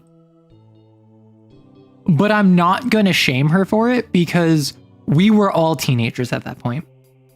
That was really that was like weird of her and kind of stupid, but it's not something that like I hold against her or think that was bad of her or anything. I think it was ill-advised, but also I'm not gonna judge her for that. She was like a teenager. I was a teenager. Like, none of us knew what was going on in that at that time. I think I still have it saved. I think I still have it somewhere. No, I do not plan on ever reading it on stream, because that would dox me. But I do find it very funny. Hey, Orca. Hey, Paper. We're talking about how back in middle school, a girl wrote fanfic about me and a guy and shared it with us, and now I can't look at an Olive Garden ever the same. Fanfic is weird because it's usually a valley. Either the property is vague enough for you to enjoy it, or you like it enough to want to consume. Yeah, I feel that. No, I'm with you on that because it's like obscure. So I can just read it as if it's just normal fiction, or I love the property, so I want more fanfic on it. But if it's like, I kind of know it, I want to be them or I want to date them situation. I mean, it wasn't I want to be them, I want to date them. It was I like both of them, so I'm going to be self-indulgent, I guess. Which, like, again, I don't hold any ill will towards her for this. I think it's funny. I think it's silly, but I also think it was ill-advised. And it is a story I will tell forever because I find it so funny, particularly now that I'm a content creator, right? Now that I'm a content creator, I have had fan fiction. I've had fan art made of me. And obviously, I'm super appreciative of all of this. Like, I had someone recently actually do fan art of me. This was Old Warwick over on Twitter. Drew fan art of me for 2 years. And the thing I really like about this is that they made it so I'm doing like finger guns as I'm throwing a die. So like, that's cool. I appreciate that. I like that. One of my favorite pieces I've gotten thus far is by Hellblazer over on Blue Sky. Is this piece of me as a ranger. This is someone who, up until they drew this and tagged me, I don't think they were a part of the community. And then they just tagged me and they're like, yeah, I watched this video about rangers from Arrow Rights and I just had to draw them as it. Like, I love this so much. I want to push to hear the story, but I know it's a bad idea. I think it's funny enough that I would be willing to share it, but it does have actual names. And it is kind of weird. I'm not going to lie. Like, it is also explicit. Like, the fanfic is explicit, so I would not share it with my audience. Just full stop. Because this is a space where I support minors. I am very protective of people under the age of 21. So I'm not going to share explicit content with an audience that involves people that should not be seeing that. I like both of them, so I'll write them doing it dirty style in the local Olive Garden. Yep. You got it, nah. But yeah, so what makes it even funnier to me is that now I have people actually drawing fan art of me, actually writing fanfic of me. I can say the first fanfic I wrote was before I was a content creator. Or the first fanfic I had of me was before I was a content creator. The courage to show the fanfic to you, though, that's a freaking insane but super cool move. It was a power move is what it was. Like, you gotta respect that, if anything. But like, I'm sure it's something that like, she's probably forgotten about, and if she hears about it, she would probably cringe. So I'm not gonna like shame her for that. Also, reminder, someone asked me for a smasher pass of the mech frames. I'm not doing that unless you pay me, because I have answers, and I know I shouldn't. Favorite NHP, and also what's your opinion on clown car builds on Lancer? Technophile, Iconoclast, more NHPs. Okay, favorite NHP, I can't effectively say because I don't have enough information on them. Like, I don't know all of the NHPs offhand. The ones that I do know is Sisyphus. Is basically like the portent ability from Divination Wizard from 5e, which I think is really cool. And Sekhmet. Is just really funny to me. Like, I think Sekhmet as an NHP is so silly. I think it's ridiculous. And I kind of want to add Sekhmet to every single mech I'm on, just for the sake of being silly. I mean, there's like Athena, there's Agni, there's Noah. But I don't know, like, there's a Asura, Lucifer. I kind of like Lucifer. What is Lucifer? Hello, good friend. I wrote you and your friend making out sloppy style. Yep, power move. Oh no, it was much worse than making out sloppy style. It was much worse than that. Or I suppose better, depending on your thoughts. Lancer Sherman. Let me look up. Agni is so sad. Asura. I do like me some Asura. I'm not gonna lie. Like, the Sherman makes me angry because I think it's lame, but also like all of its systems are super good. I said like again. Dang it. And Asura is like just action surge. Basically. But the personality behind it, I'm mostly going off personality, not mechanics, because mechanics I care less about. The Asura is just so silly to me because it wants to just like go, go, go, go. And they had to train it to not push itself too far. And then I think the Lucifer is on the Tokugawa? Yes. The Lucifer deal damage equal to your heat, half your heat. Highly reckless and aggressive combat doctrine. Cruel verbal treatment of the pilots, whether they played it off as jokes or friendly banter. Like, respectfully, I'm not a simp, so I don't want to be degraded by my mech, with all due respect. Although I think its bombast is fun. And I think it would be very fun to have a, like, I said like again, a co-pilot, so to speak. A Lucifer NHP that is constantly pushing for you to go, go, go, go. And you're reining it back, back, back, back. And you have like an Asura and a Lucifer as your two co-pilots, and they're both constantly pushing you to go, go, go, go, and you're constantly trying to rein back in these two NHPs. Clown car builds, I can't say I've ever played one. I've only ever played Lancer once. I'm very open about this. Or rather, I haven't played Lancer. I've only run it once. But I like the idea of a clown car.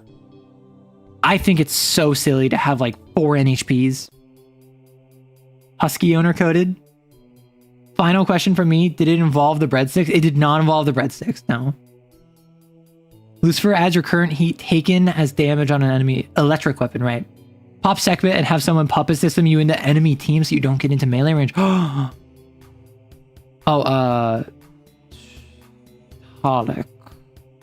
Let me look at that one. Monarch.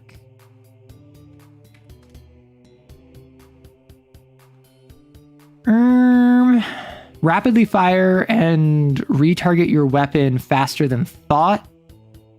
You can reroll attacks. It's some of the most stable.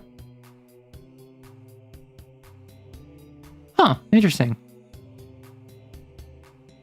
I mean, I think that's cool. I think it's neat. It doesn't strike me though, right? I would not want an acting class. I would feel so bad for having an acting class. And with the clown car builds, listen, when I first was reading Lancer, one of my first things is I wanted to put as many NHPs as possible in a mech. I think that's just fun. Why are space battles so often depicted as if they occurred on a 2D field? Also, why does warping hyperdrives always seem to land you perpendicular with the orbit? With the orbital alignment of the solar system? So, that depends on setting. Depending on what setting you're in, my main exposure to this is Star Wars. But then also there's like Mass Effect. There's obviously Lancer. I know Star Trek, but I'm not super familiar with Star Trek. A lot of these, the reason it's in 2D space is simply because it is harder to represent 3 dimensions. And it's harder to take legitimate tactics, strategies, and plans and apply them to fully 3D space. Ground combat is 2-dimensional. Ocean combat, broadly speaking, is 2-dimensional. With submarines, there is 3-dimensional combat. Even like in the Air Force, airplanes, broadly speaking, it's 2-dimensional with some wiggle room. You're not going to be going 1,000-foot variance up and down. You might be going a couple 100-feet variance up and down, but that's still like the same plane. It's the same difference as someone's on a hill in front of you. Whereas with a space battle, you might have a ship here, and then like a ship up here.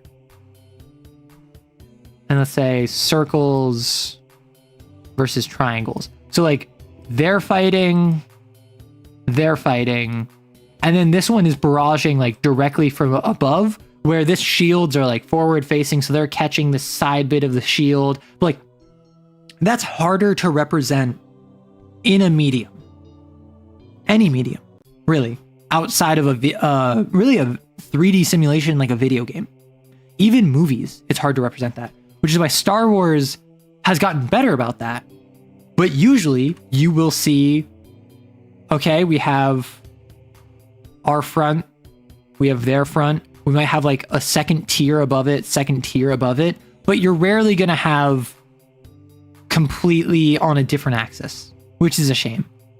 I think it's a limitation of expertise with tactics as well as story. And then why does warping hyperdrives always seem to land you perpendicular with the orbital alignment of a solar system? A lot of times you will have lanes. Like in Star Wars, there are hyperspace lanes. In Mass Effect, there's Mass Effect relays. In Lancer, there are blink gates, which are effectively saying, you're over here. You want to get over here. There's a planet here. There's also a planet over here. And an asteroid belt here, right? So this lane would be plotted to go like this. So what it could be is that if you're going here and there's a whole like perpendicular system here, you might enter perpendicularly coming into it, facing it, because that's how the lane was arrived. Honestly, the reason that like Star Wars ships will like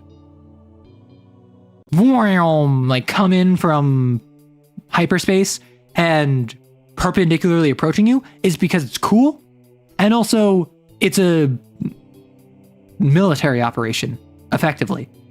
They want forward batteries, forward shields, they want their thrusters protected. It is a military engagement. You want to be front facing. You can't levitate a mini very easily. There's not really a point of reference to space battles, so I think it'd be nauseating to watch as well. That's also fair. You would need a good point of reference, a good focal point to focus from or focus on, which would be very difficult to capture. How many government agencies were involved last Tuesday? I told you. Don't ask me. What's my opinion on musicals? I love them. Like, I'm very don't make sweeping judgments on the medium, but Wicked, Hamilton, Six, Hadestown, the Beetlejuice musical, Dear Evan Hansen, Be More Chill. Those are just some ones that I enjoy off the top of my head. I grew up East Coast. I was in the New York City area, is what I like to say. I was within a reasonable distance of New York City. I saw on Broadway, or maybe it was off Broadway, I saw Wicked. I saw Six, Be More Chill. Or sorry, I did not see Six. I saw Hadestown. I saw Be More Chill. I saw Book of Mormon.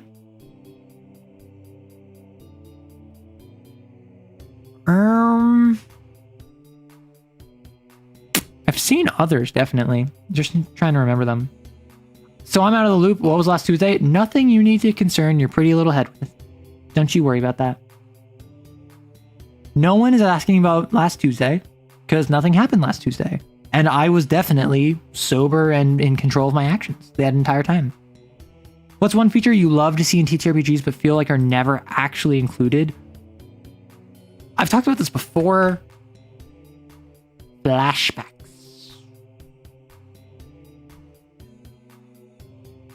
This is just a cool one. This is one that I've seen a couple times, but is rarely ever included. The ability to say, actually, my character is competent enough to have planned for this. We're fighting a werewolf.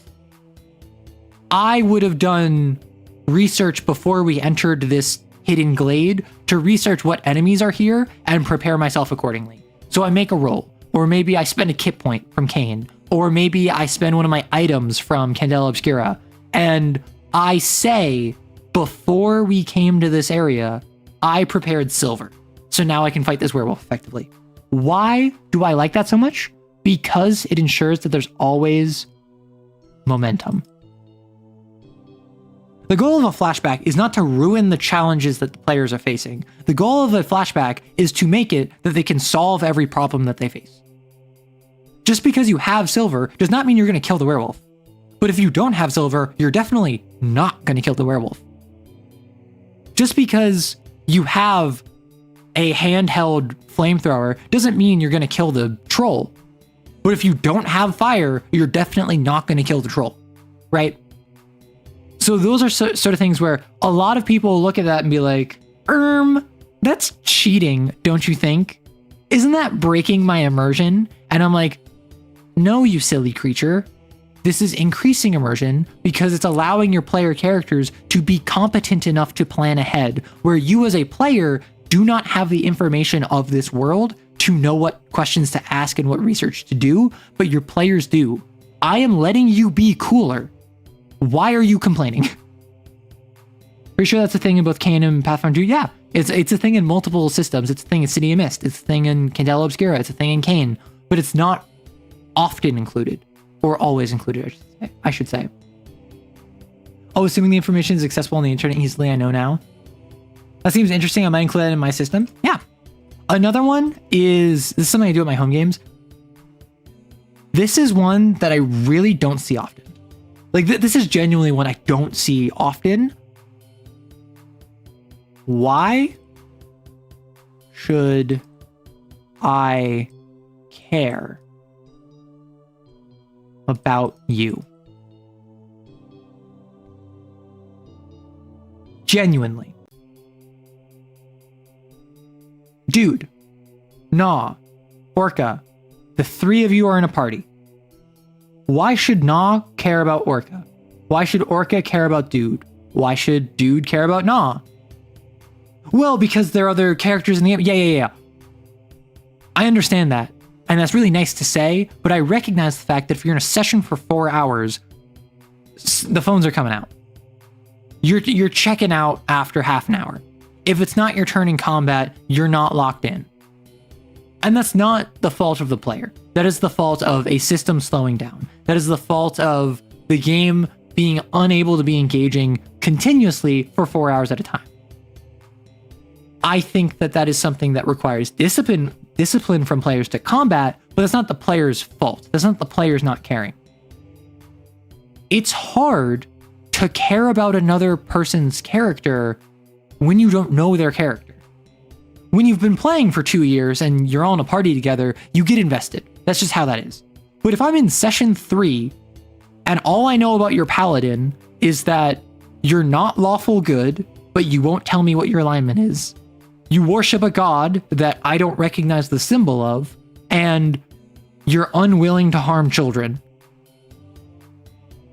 you might think, oh, the mystery is afoot. They must be wondering about what my character's secret motivation is and what they're willing to do. But every other player is just saying, okay. They have their own things to worry about. They're worried about their own secrets and mysteries and plot lines to go through. So often I see players assume other players will just dive into their character without giving them anything. So what I need to see more of in TTRPGs is systems to facilitate players caring about and paying attention to other characters. One that comes to mind is something I do. This is homebrew in Chronicles for World of Darkness. But also I did this in City Mist, and in D&D I also did it. I at the end of the session, I say, okay, end of session, you all get your experience points, you take your rest, whatever. Also, everyone goes around and I will give you extra experience for free if you tell me something cool or interesting or memorable that another character did. And I give that as many times as there are players. So, Manuel, you're with Dude and Gnaw and Orca, right? If Manuel only thinks of something that Gnaw did, you'll get like +1 XP. Or maybe in D&D you'll get +15 XP, whatever it is. If Dude has something cool to say about all of you, you'll get +3. Or again, +45, whatever the... Oh, you're not Dude. I'm sorry. It's weird to call you I'm not. I don't have an easy way of referring to you. How about we go not? To be fair, that is entirely on me. You literally said I'm not Dude, and then I started calling you Dude. My apologies. That one's on me. I didn't see you the first time. Dudent. Yeah, my apologies. I'm trying to refer to you in a easily understood way. Basically, everyone gets experience by giving laurels to another player. I really liked how you handled that negotiation we were in with the orcs. I really appreciated that character moment you had where you looked longingly after your ex who left you, but you didn't follow after him because you've changed the person. That crit you got in the combat was insane. The way you described the finishing blow was awesome. Oh no, I can just call you I'm not Dude. Like that one's just on me. I was trying to shorten it. And what I'll do is I'm very permissive about what they say. Really, the only thing is that if Orca says, hey, Kemdari, I loved when you had that really interesting reasoning for why you were stealthing when you could have just walked up normally. I thought that was really cool and I want to learn more about that. Then I'm not going to let Manuel also tell Kemdari, I liked the fact you were hiding while you were stealthing. unless it was some capstone of the session. If Kemdari did something that was so impressive, so cool, so awesome, that overshadowed everything else they did, yeah, I'm not going to penalize anyone for forgetting about the other stuff, because sometimes you have a moment, you have a scene, you have an action or a line you said that is just like, whoa, that was awesome. And that's all anyone can talk about. But this, I found, really helps player engagement with other players' scenes. And to illustrate that, one time I was playing Vampire the Masquerade. I was running Vampire the Masquerade. And I was in a scene where one of my players was arguing with her parents. And we got into like an unironic shouting match at each other. And the other players literally like sat next to each other, like holding each other, and like grabbed snacks to eat them as they were watching this. And then after the session, this was all anyone could talk about. Yes, my apologies, Sanak. I apologize for that. I would not want to make you uncomfortable. I wasn't thinking about it. But so that was all anyone could talk about. So I give them experience for pointing out how like cool the shouting match was and how dramatic it was and how cool it was. And I've been doing this since I started running D&D, where I started with Matt Mercer's tally system, where what he would do is he would say, oh, you did something cool, I'm going to give you a tally. Oh, wow, that was a really dramatic moment for you, tally. And then at the end of the session, I give you 15 experience points per tally, 30 experience points per tally, whatever it ends up being. But I don't really use XP too often, at least in a system like D&D. I mostly do milestone. And I found that it was more work than it was worth to track it, and also it unfairly benefited more active players. I have played games where some of the most engaged players were the least active. They were observers, they were audience members, to use a Matt Colville term. They were people who did not speak up, but paid attention, were invested and engaged. And I've had other people who were constantly making actions and decisions and pushing the story forward, but really just because they wanted to be the cool one. They had main character syndrome. So I didn't want to reward that by giving them more tallies, because that's unfair. So I kind of shifted to putting the onus on the players.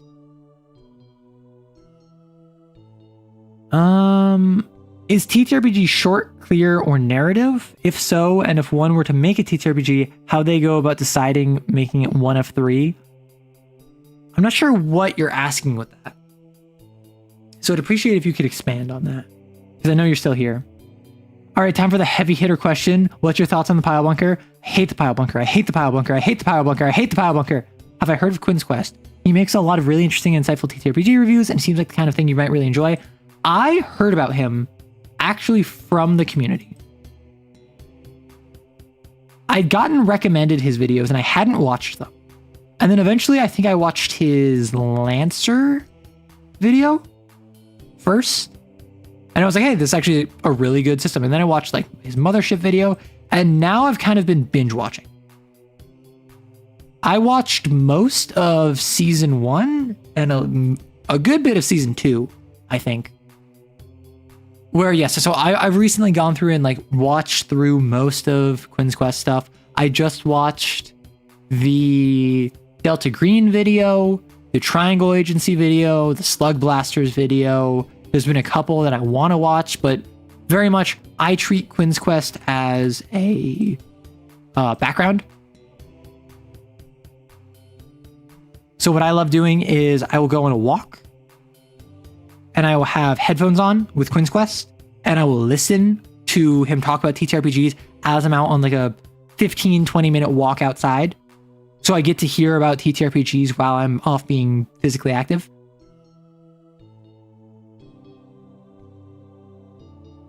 the whiff of the Ashmead is suffering, but a fully charged hit vaporizes half of most ACs.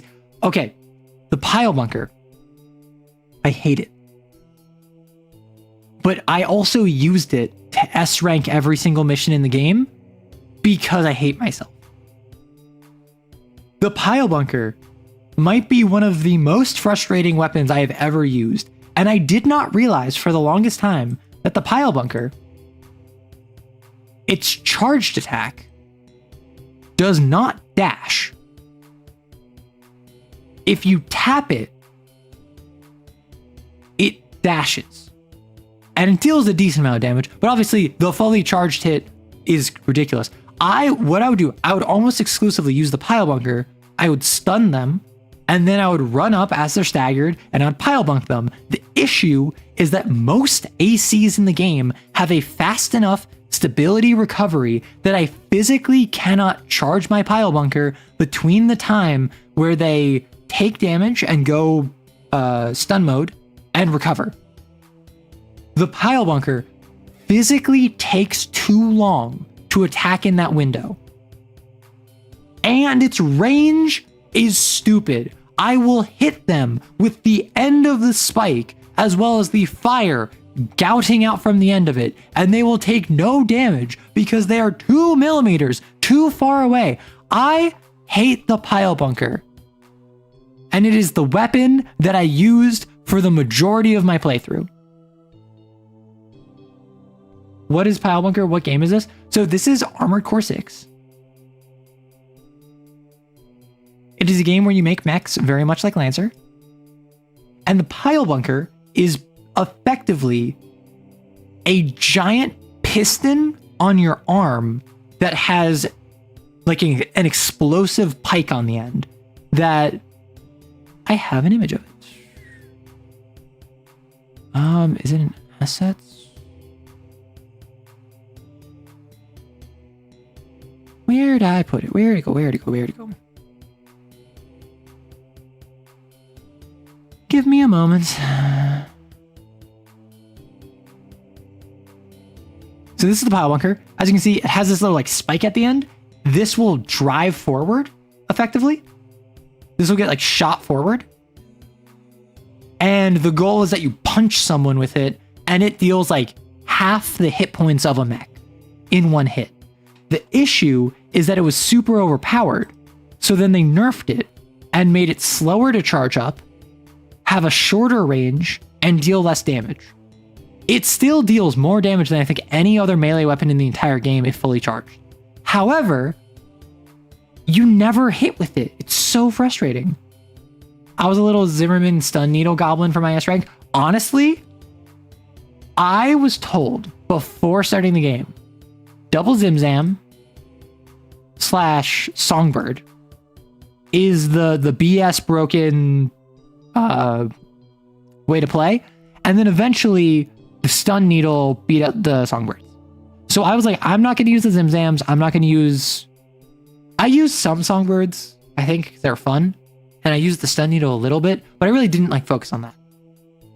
What I used, I believe it's the Haldemans. I used the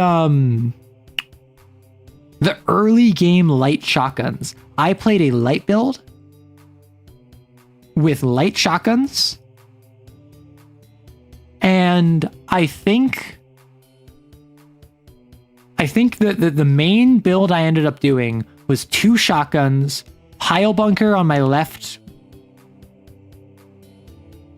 bay, and then my right I would fluctuate between drones and an explosive. And I think I settled on stun needle maybe. I was just a stinging wasp. Yeah, the Spot 12 looking ones. They were so much fun. They dealt surprising damage. They had I think that the Haldemans did more sustained damage than the Zimmermans. Because the Zimmermans are slow, but they hit hard. The Haldemans shoot medium and hit medium. So I think if I'm missing a shot, it's better to miss with the Haldeman because it's easier to recover from. But the Zimzams, if I'm right next to you and I like unload 2 Zimzams into you, you're going to go from no stagger to 2/3 full. You've never gotten lighter heavy build, medium reverse leg is too hard for you. I played the entire first playthrough lightweight only. I played my second playthrough wheelchair treads. And then I played my third playthrough alternating where I had like a biped medium frame. I used the light frame a little bit. And then I S ranked, actually mostly with my light frame. I mostly S ranked with my light because I just like the play style. I like the play style of zipping around. I like being a glass cannon that deals stupid damage. And if you want to watch the various Armored Core videos, I have a VODs channel and I uploaded all of them over on the VODs YouTube. So if you want to find that out on my YouTube profile, there is a link to my YouTube VODs. I just upload the whole VOD. I don't cut it. I don't worry about it. I don't stress it. I just upload them. Ah, yes, Lancer, yes. Ready to hear about all the Goblin games? We were talking about Lancer for like an hour, Armator. We're talking about AC6 now. We're talking about Armored Core. How many homebrew corpos is too many? I assume you mean in Lancer? I assume you mean in a setting with other corporations. What I like to do, hearing all that customization, dang, now I really need to give a second look at AC6. Well, the thing about AC6 is that it's a game that I literally had to be bribed by my chat to play. They had to pay me to play it, despite the fact I ended up loving it. It's a game that I think, and I want to do this, I want to make videos talking about AC6 characters and what builds they would have in Lancer, because the corporations in AC6 actually line up pretty well with the manufacturers. It's really surprising. Balaam, which is like one of the corpos that you can work with, 100% HA. They even got the military hoorah going on. And then Arquebus, it's not quite as like transhumanist as SSC, but it is certainly crazy. It certainly has that elitism to it. Also, I don't know if anyone here does not know Zactac. Fantastic channel. Literally what got me into Lancer, I must say. Got me into Lancer, got me into Kane, got me into Blades in the Dark. So very big ups to Zactac. But Balaam is just Harrison Armory. Arquebus is SSC. My chat, we decided that Boss is basically their GMS because they sell to everyone, right? They provide to the Liberation Front. They provide to Native Rubiconians. They provide to other companies, to independents.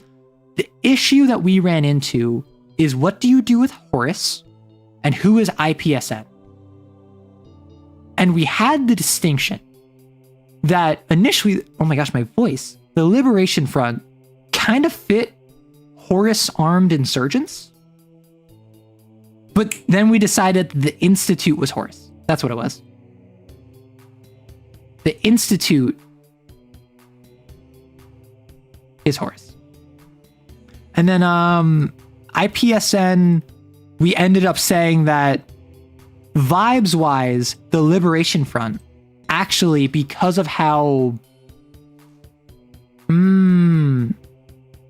blue collar their workers are and their frames are, they actually best fit IPSN, not from the sense that they are like interstellar shipping, more so just that they're blue collar.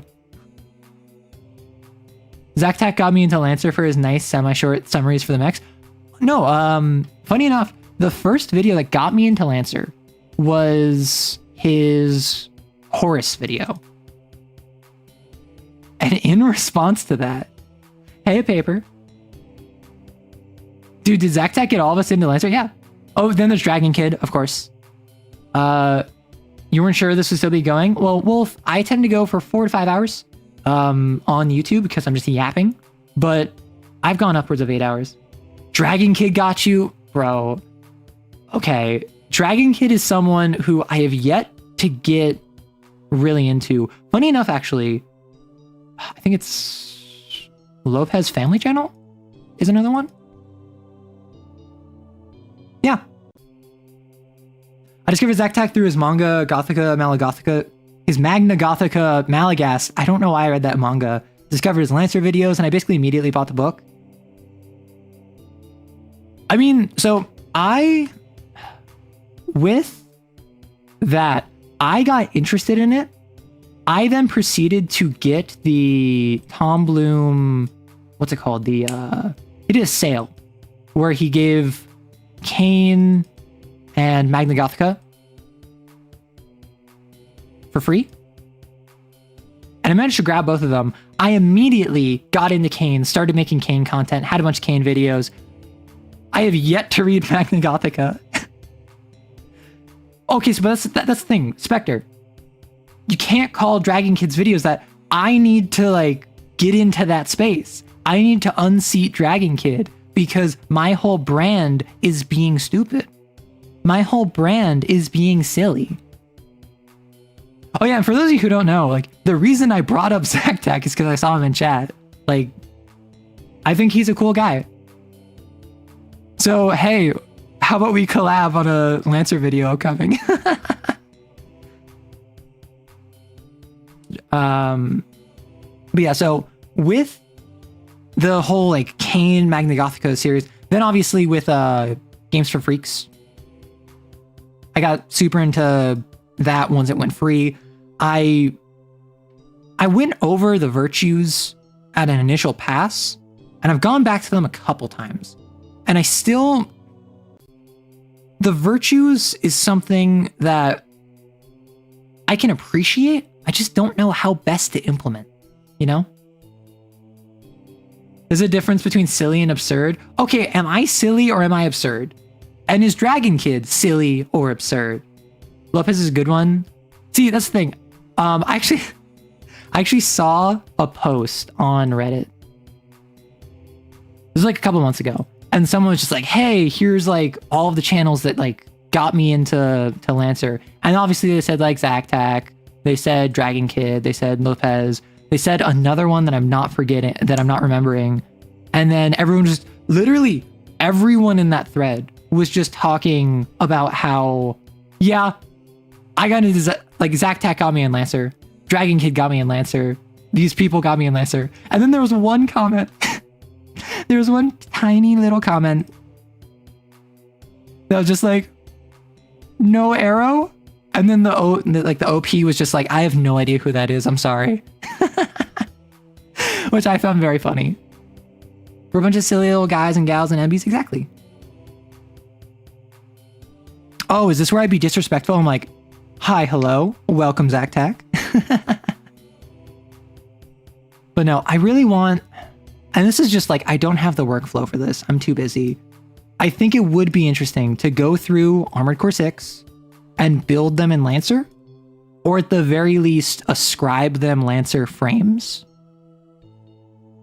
And with the Lancer frames, constrict it to whichever company I ascribe to them.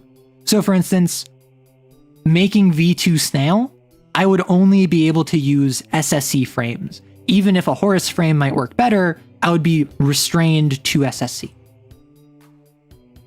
Loads of silly vibes to spread through mechs and sins. Exactly. There's tons of silliness to go around. Although, sometimes you just have to treat it incredibly unseriously. And that's how you have to treat your games, because when you have fun, sometimes you don't need reality. Bad Luck Gamer is another one you watched? Bad Luck Gamer. That may have been the other one on that list. I'm unfamiliar. But with Lancer, I have started, and I'm sure a lot of you in chat know this, I go through all of the different frames. Just 1 week at a time, I make a single short going over the frame, and I what was most surprising to me is that every single frame I've done so far, I think I've done like 16 maybe. Every single frame I've encountered, I've wanted to play it after. Every single frame. And that is something where I don't know if like anyone's just sat and read through like the D&D classes. I really don't care about a druid. I'm sorry. Like, I'm not super interested in playing a wizard or like a sorcerer. They just didn't draw to me. But I read the Sun Tzu. Going into it, knowing nothing about it, aside from, I think this was after, I think this was like, a couple weeks after Zactac's video on it. So outside of like the Voladorus connection and then also the teleportation, I knew the lore surrounding it was cool. But then the actual mechanics of it, the ability to not just teleport, but also rip holes in reality. The Nelson, another one, where like going into it, I didn't really care about it, but the theming attached to it and the actual ability that it can screw with various... I mean, it can just ignore difficult terrain and also go like 15 spaces in a turn. What else do you want from a mech? V2 Snail was a person non grata. He's just so snide. And that's why AC6 was so interesting to me. AC6 is a game where I went into it because I was Brett. I was paid money to play this game. And I was like, yeah, maybe I'll play like one playthrough. Okay, I beat one playthrough. I'll start a second playthrough. But I'm not going to lie, I didn't care about the characters. Okay, I beat a second playthrough. Let me play the third playthrough. Why is this growing on me? And then as I'm playing through the third playthrough, I'm like, I'm in it, right? Snail, as a villain, is incredibly memorable because he's so snide. I was about to call him Iguana. Iguazu, as a villain, is so memorable because he's so pathetic. And unironically, in your TTRPGs, it's okay to have an overarching one note, I'll say. Right? You can have a one note of a character that is their defining personality. Now, because it's a TTRPG, I would recommend expanding that. I would recommend massaging that, being more flexible, allowing them to have more than just that one note. But if you have a character, a villain, for instance, who their whole thing is that they're just an absolute jerk, they will be snide, and they will be rude, and they will be insulting and condescending. And then maybe you encounter them one time, and they give a very reserved compliment. And from that point on, they're always sarcastic towards you. They're always condescending towards you, but they stop insulting you. Suddenly, that's a deep character. But what players are going to remember, what players care about, is that they're a jerk and we want to like shove dirt in his eye. We want to like throw sand in his face. We want to get back at this guy who's annoying. And that is a useful tool to leverage. That is a useful thing to do and exploit, so to speak, when you are playing in a game that does not have the normal constraints of a book, a movie, a video game. Yeah, like Nelson, we put a ship hyperdrive in a mech signed IPSN. It's the silly stuff like that. Like, I want to make a Barbarossa where I put all of my points in agility. I take 3 license levels in Nelson. I strap a hyperdrive to my back. And I take a flight unit. So I go from, I have a spinal cannon of a ship on my back to, I just am a ship. I'm a giant, armored, fast-moving, flying carpet bomber. I think that would be so silly. Horus's Lich is my favorite just for the pure horror of time travel. The Lich, I mean, it's silly, right? I drink deep and descend just like the next guy. However, it's absurd. I was going to say it's silly, but it's more absurd than that. Because the time travel angle is fun, interesting. I love the phylactery. I love that you can just drop it down and reconstitute yourself, that you're immortal, that you can just come back. But I feel like the Lich, and this is just from what I remember, I made the Lich video like months ago at this point. You can't do much, right? Like, there's not much that the Lich can actively do outside of protect itself, be immortal, have a phylactery. It can screw with your systems, and it has the the Daedalus in HP? Let me grab this. The Didymos in HP, which is you can time split yourself or another character, and you get like multiple different versions of yourself. You kind of mirror image almost. Yeah, so I'm just looking at the Lich right now, and I'm just like, it's interesting.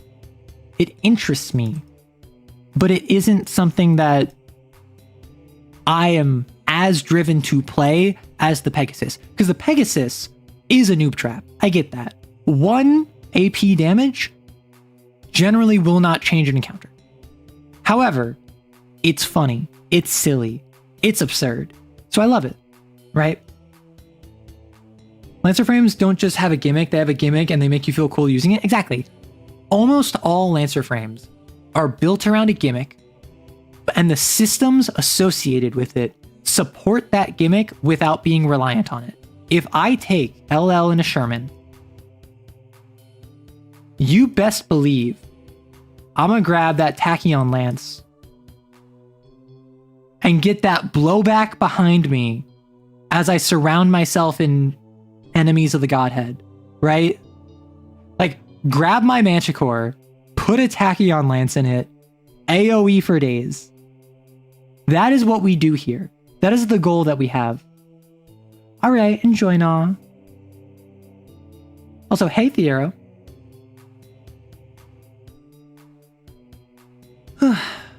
Gosh, I need to drink some water.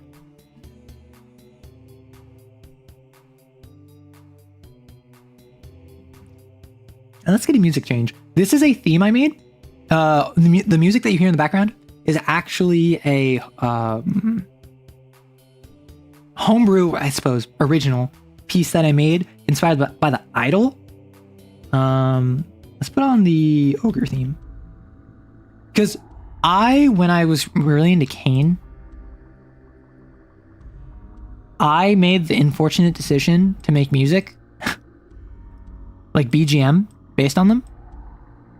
So I have one for the Idol. I have one for the Ogre. I have one for the Ogre. I made one for the Hound that I then proceeded to want to redo and then got halfway through redoing and wasn't able to complete it. So now I have like version 1 of the Hound that I'm not super happy with. I started the Centipede, and then the program that I used for making music like is having major issues with me. I don't know what that is.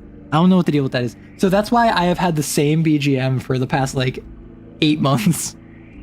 Is because I only have a couple pieces of music because I use all original. Iguana taking control of all my... Oh my gosh, my voice. No, Sanak, I asked you for further context on your question because it was... Is TTRPG short, clear, or narrative? If so, and if one were to make a TTRPG, how do you decide to make one of the 3? Could you elaborate on that?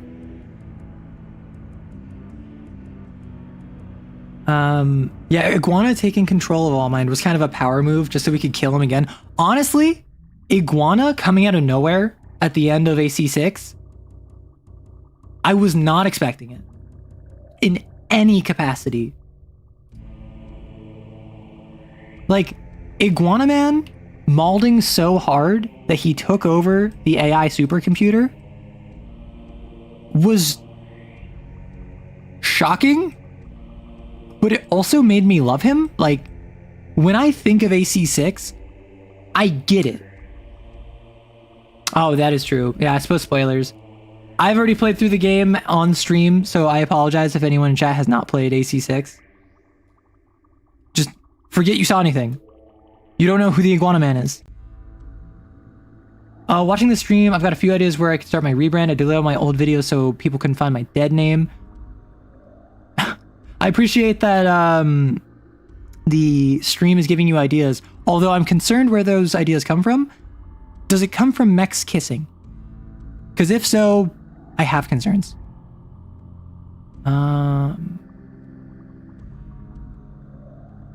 That's like the one thing I didn't know. I now know everything important about this game. Oh no! Alright, we have to execute.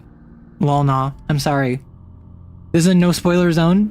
We will have to take you out back and remove you from the premises. Do you have any final words? Lol, nah. Too bad. I don't care. Alright. Lol, nah has been removed from the chat. Alright, you sent the question? Awesome. Okay, so if a game is clear, it would need to have a lot of words to explain itself in detail. If it's short, it can't do that. If it's narrative, it needs to spend words to get the right feeling of the setting. Okay, so you're asking how in-depth should a TTRPG be, and how vibesy should it be? Because those are two different questions, but they're all kind of related to each other. So how in-depth should a TTRPG be is entirely based off of how much power do you want the GM to have. Obviously, the GM is always going to have ultimate authority. They're going to have so much power. They're going to have the ability to change your game however they want.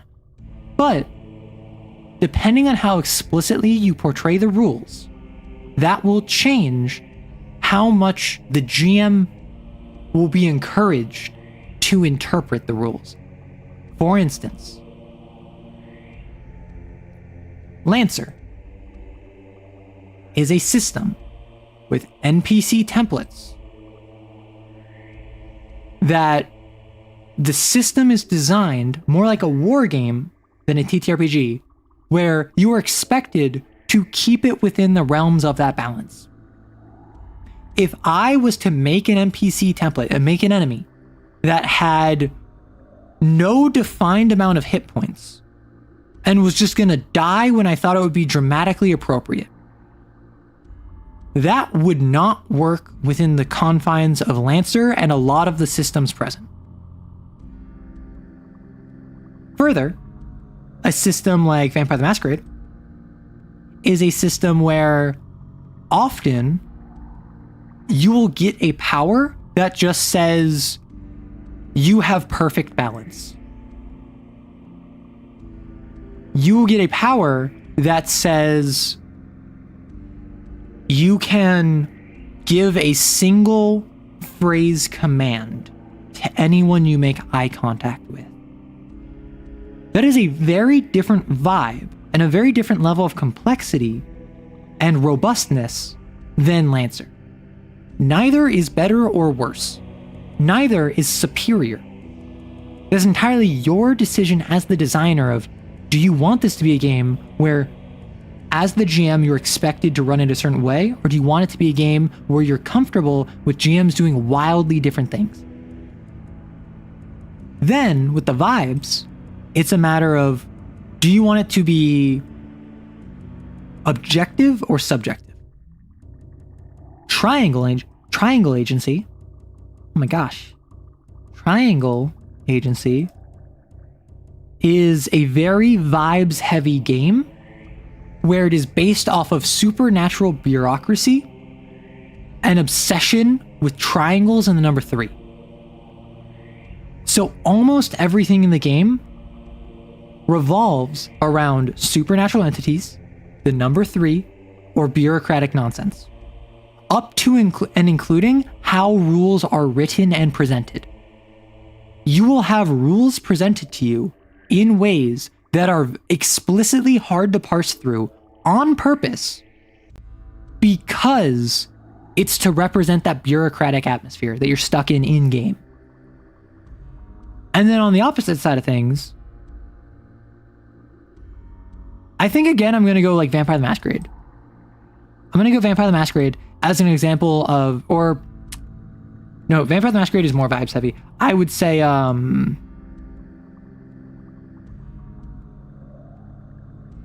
I mean, Lancer is very, we're going to tell you exactly what the mechanics do and how they are. We're going to tell you, here's what cover means. Here's how you can utilize cover. Here's what line of sight means. Here's how you can influence line of sight with things like cover. Those are all presented in a, here is what you need in order to run this effectively. Lancer is very Spartan when it comes to the actual mechanics and the fluff surrounding them. Lore-wise, it's got tons. It's got amazing. It's got, I love it. But the way it presents its content is meant to be easy to look at and know exactly what they want you to do from a mechanical perspective. Triangle Agency, even Vampire the Masquerade, both lean more into, well, let's present to you to give it the vibe of what it should be. No, when you read this, it's not going to be the exact wording that you're looking for in order to run it perfectly. That's up to you to figure out as the GM. But you're going to know the vibe that you should be going for. If Kane is a great example of this. What does a complication do in Kane? That's a great question, and one that is explicitly variable. Complications in Kane range from unleashes a sonic shriek to grabs an exorcist to like makes armor, right? All of these don't have a mechanic associated with them because they're presenting a complication is something that makes it harder for the exorcist to do their job. So what is the difference between a sonic shriek and grabbing an exorcist and making armor for itself? Well, making armor for itself might add one to its talisman. Grabbing an exorcist might mean that their next roll is hard unless they're trying to escape their creature. A sonic shriek might deal stress damage to everyone, but it's explicitly not delineated because that's not the point of Kane. Kane is not supposed to be, you understand how the monsters operate on a tactical level so you can run them as you would monsters. These sins and these drifters, they're meant to be weird. And that means that you have to do some guesswork as the GM. So as a designer, you have to make the decision, do I want this to be concise or robust? Do I want this to be vibesy or plain text? And just like I keep saying, concise is not better than robust. Robust is not superior to concise. Vibes, plain text, they both have their place. It is entirely based off of what vision you have for your TTRPG and how you can make that work. I think comparing horse mechs to their mythological counterparts would be interesting as in a lore anthropologist. That would be interesting. Because like some of them, like the Hydra, for instance. Very obviously, the drones are the different heads. It's constantly splitting, growing, evolving. The Gorgon, if you look at it, you will be damaged. But then there's some that is kind of weird. The Baylord has like fire, but it's nanomachines. It has a whip, but that's like that strikes me as they designed the Baylor first as stylized as a Baylor and then gave it a whip to match the Baylor. Or maybe it's because it's a grappler. Maybe it's because it helps get you closer to it. And there's like the Pegasus. How does this fit in with like the Pegasus? How does the Goblin fit in with a hacker? The Lich, obviously, very easy to compare. Like, I get the Goblin is weak, it's frail, it's small, you can bat it over accidentally and crush it. And then because it's so physically weak, it needs to make up for that in another way, such as hacking. But I feel as though hacking is to Lancer as magic is to D&D. And I don't associate goblins with magic. I would associate a very weak, frail artillery as goblin, actually. If I was to make a goblin as a frame, I would probably have it be like size 1/2. I would have it not be very robust. I'd have it be like the weak frame trait that it has, but I'd probably make it more of a martial like gunboat than anything. But then you also need a hacker. So what would be the hacker? A Lich comes to mind, but the Lich is dealing with immortality. You could have it be some other name like Warlock, but that's not really a creature. That's an archetype. So then you get into questions of, well, is Goblin really that bad of an option? No, it's not. And like Baylor, you could rename it to like Cyclops. Goblin strikes me like a household fae, something that gets inside and then either helps or hinders folks. And that's the thing. Also, hey, Andrew. That's the thing. Goblins, brownies, fairies, sprites. They all have different names. They all mean different things. When I think of a goblin, I think of a D&D goblin. I think of Lord of the Rings. Do you? Do you think of like a fairy sprite that like messes with your technology? Because that's a great point, Andrew. Goblins are little mischievous creatures. And you're a little mischievous creature if you pilot a goblin. Best example I can think of is how the Sage Advice column is for D&D 5e. They went for naturalistic language, but they were too vague in so many places. And that's the thing. D&D 5e versus D&D 3.5 is kind of like a microcosm of the shift of D&D 3.5 is very dry, very logical, very complicated, but very logical, like I said. It's very, okay, I want to grapple someone. Let me literally. D&D 3.5 grapple rules.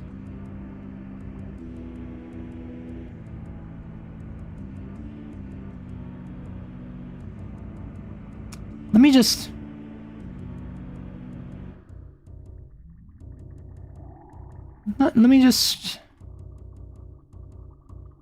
Do you want to grapple someone in 3.5? I hope you're ready to look through 18 points, step by step. There are 4 steps to starting a grapple. There are multiple consequences. If you're grappling, how does this impact what you can do? If you're pinned, or if you're pinning, or if you're joining a grapple or having multiple grapples. But if you read this, if you go through this, section by section, everything here makes sense. Everything in the 3.5 rules, not everything, most things in the 3.5 rule set makes sense if you go from step 1 all the way through step 18. Every single step of the way will go, that makes sense. Sure. Okay. Right. That's reasonable. Okay. That makes sense. And then you just keep going, and then you end up having spent 10 minutes reading a rule set. It makes sense, but it's a lot. And then if you look at D&D 5e grapple rules, let me just open this grapple. And if I grab this,